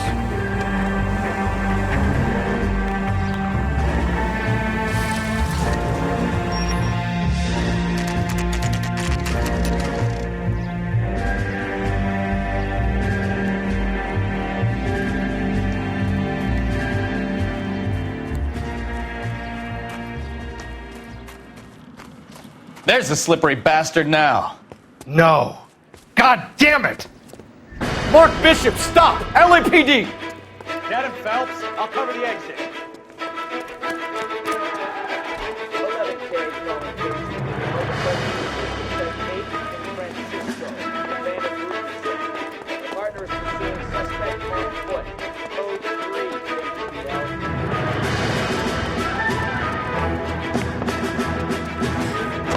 We're trying to help you, Bishop! This is all a big mistake!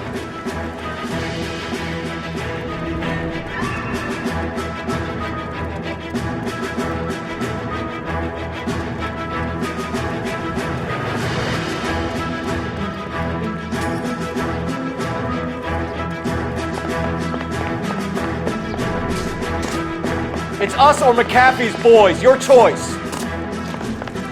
I didn't do anything!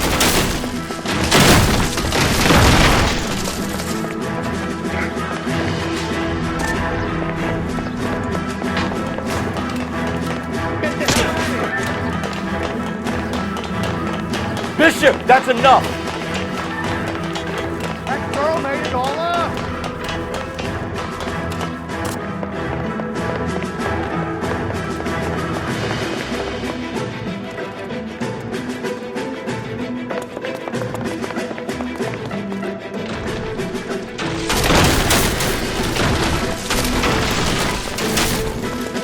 Don't make this any harder on yourself, Bishop. Shoot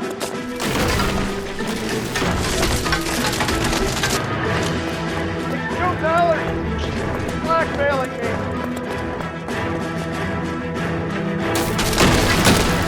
Hands in the air, Bishop! Move another inch and you're dead.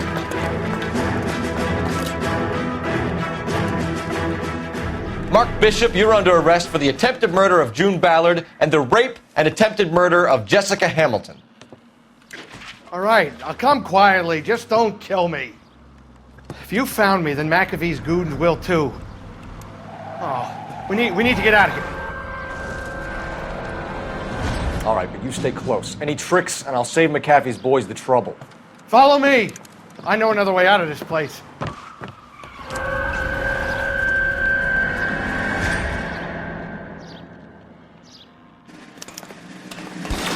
Christ, detective, they're trying to kill me!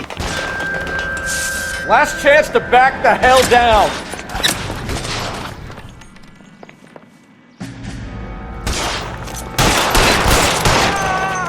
It's this way. McAfee doesn't make the rules. Did you hear me? Kill them, for God's sake! I don't want to die!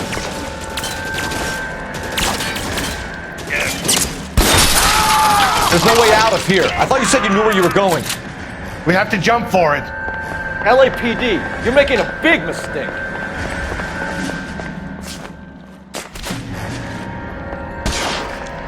Kill a cop, and it's the electric chair. Come on, it's this way. Is this really the best McAfee's got?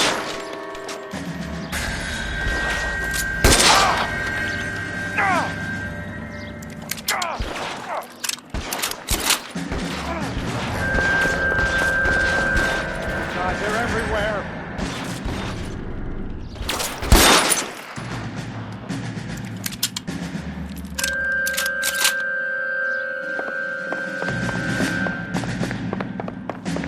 You have to get me out of here.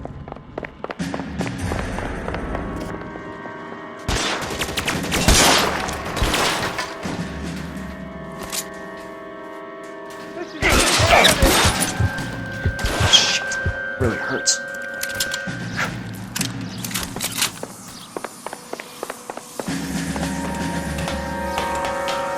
For the love of God, how many are there?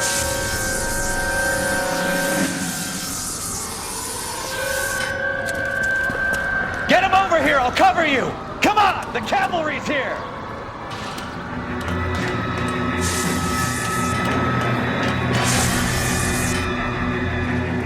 I don't want to die here. Those barrels at the base of the elephant column. They're full of gasoline. Shoot them!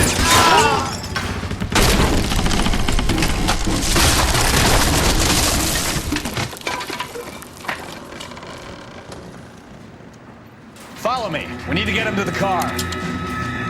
All down. Weapons on the ground, now!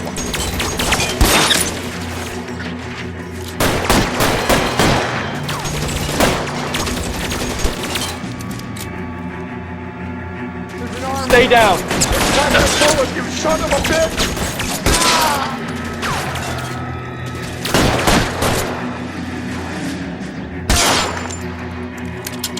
I should have known that bitch was trouble.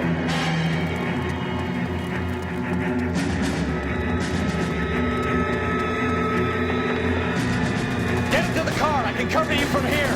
You're almost there.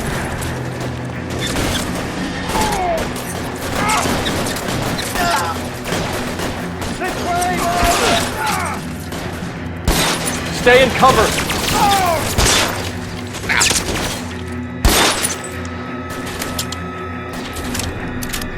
Come on, let's keep moving. I'm gonna put holes in you, asshole.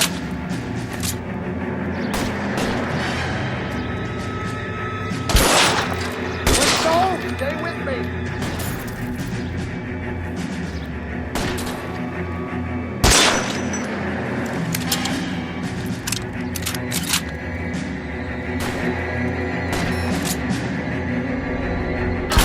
Follow me!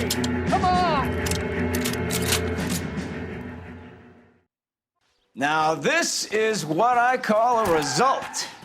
Mark Bishop, erstwhile film producer and all-around piece of shit, catches a fast ticket to Quentin for statch rape and attempted murder, so he gets to spend the next 15 years playing sissy instead of sticking it to little girls. That is justice with a capital J, Detective Phelps. You've developed such a reputation, I'm not going to be able to hold on to you any longer. You're getting promoted. Go on, get your new assignment. It was good working with you, son.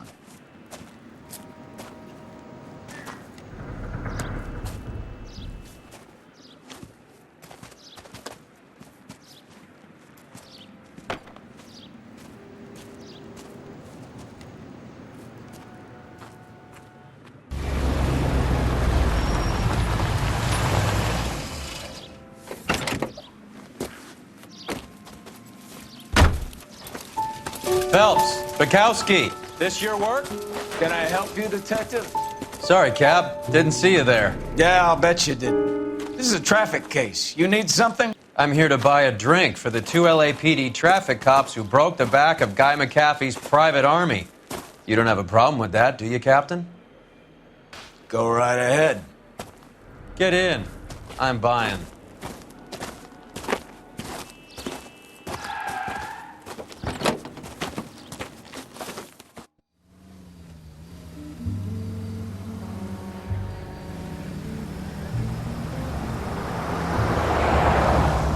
You'll like this place. A lot of movie people hang out here. You like jazz, Cole? The hopheads love it.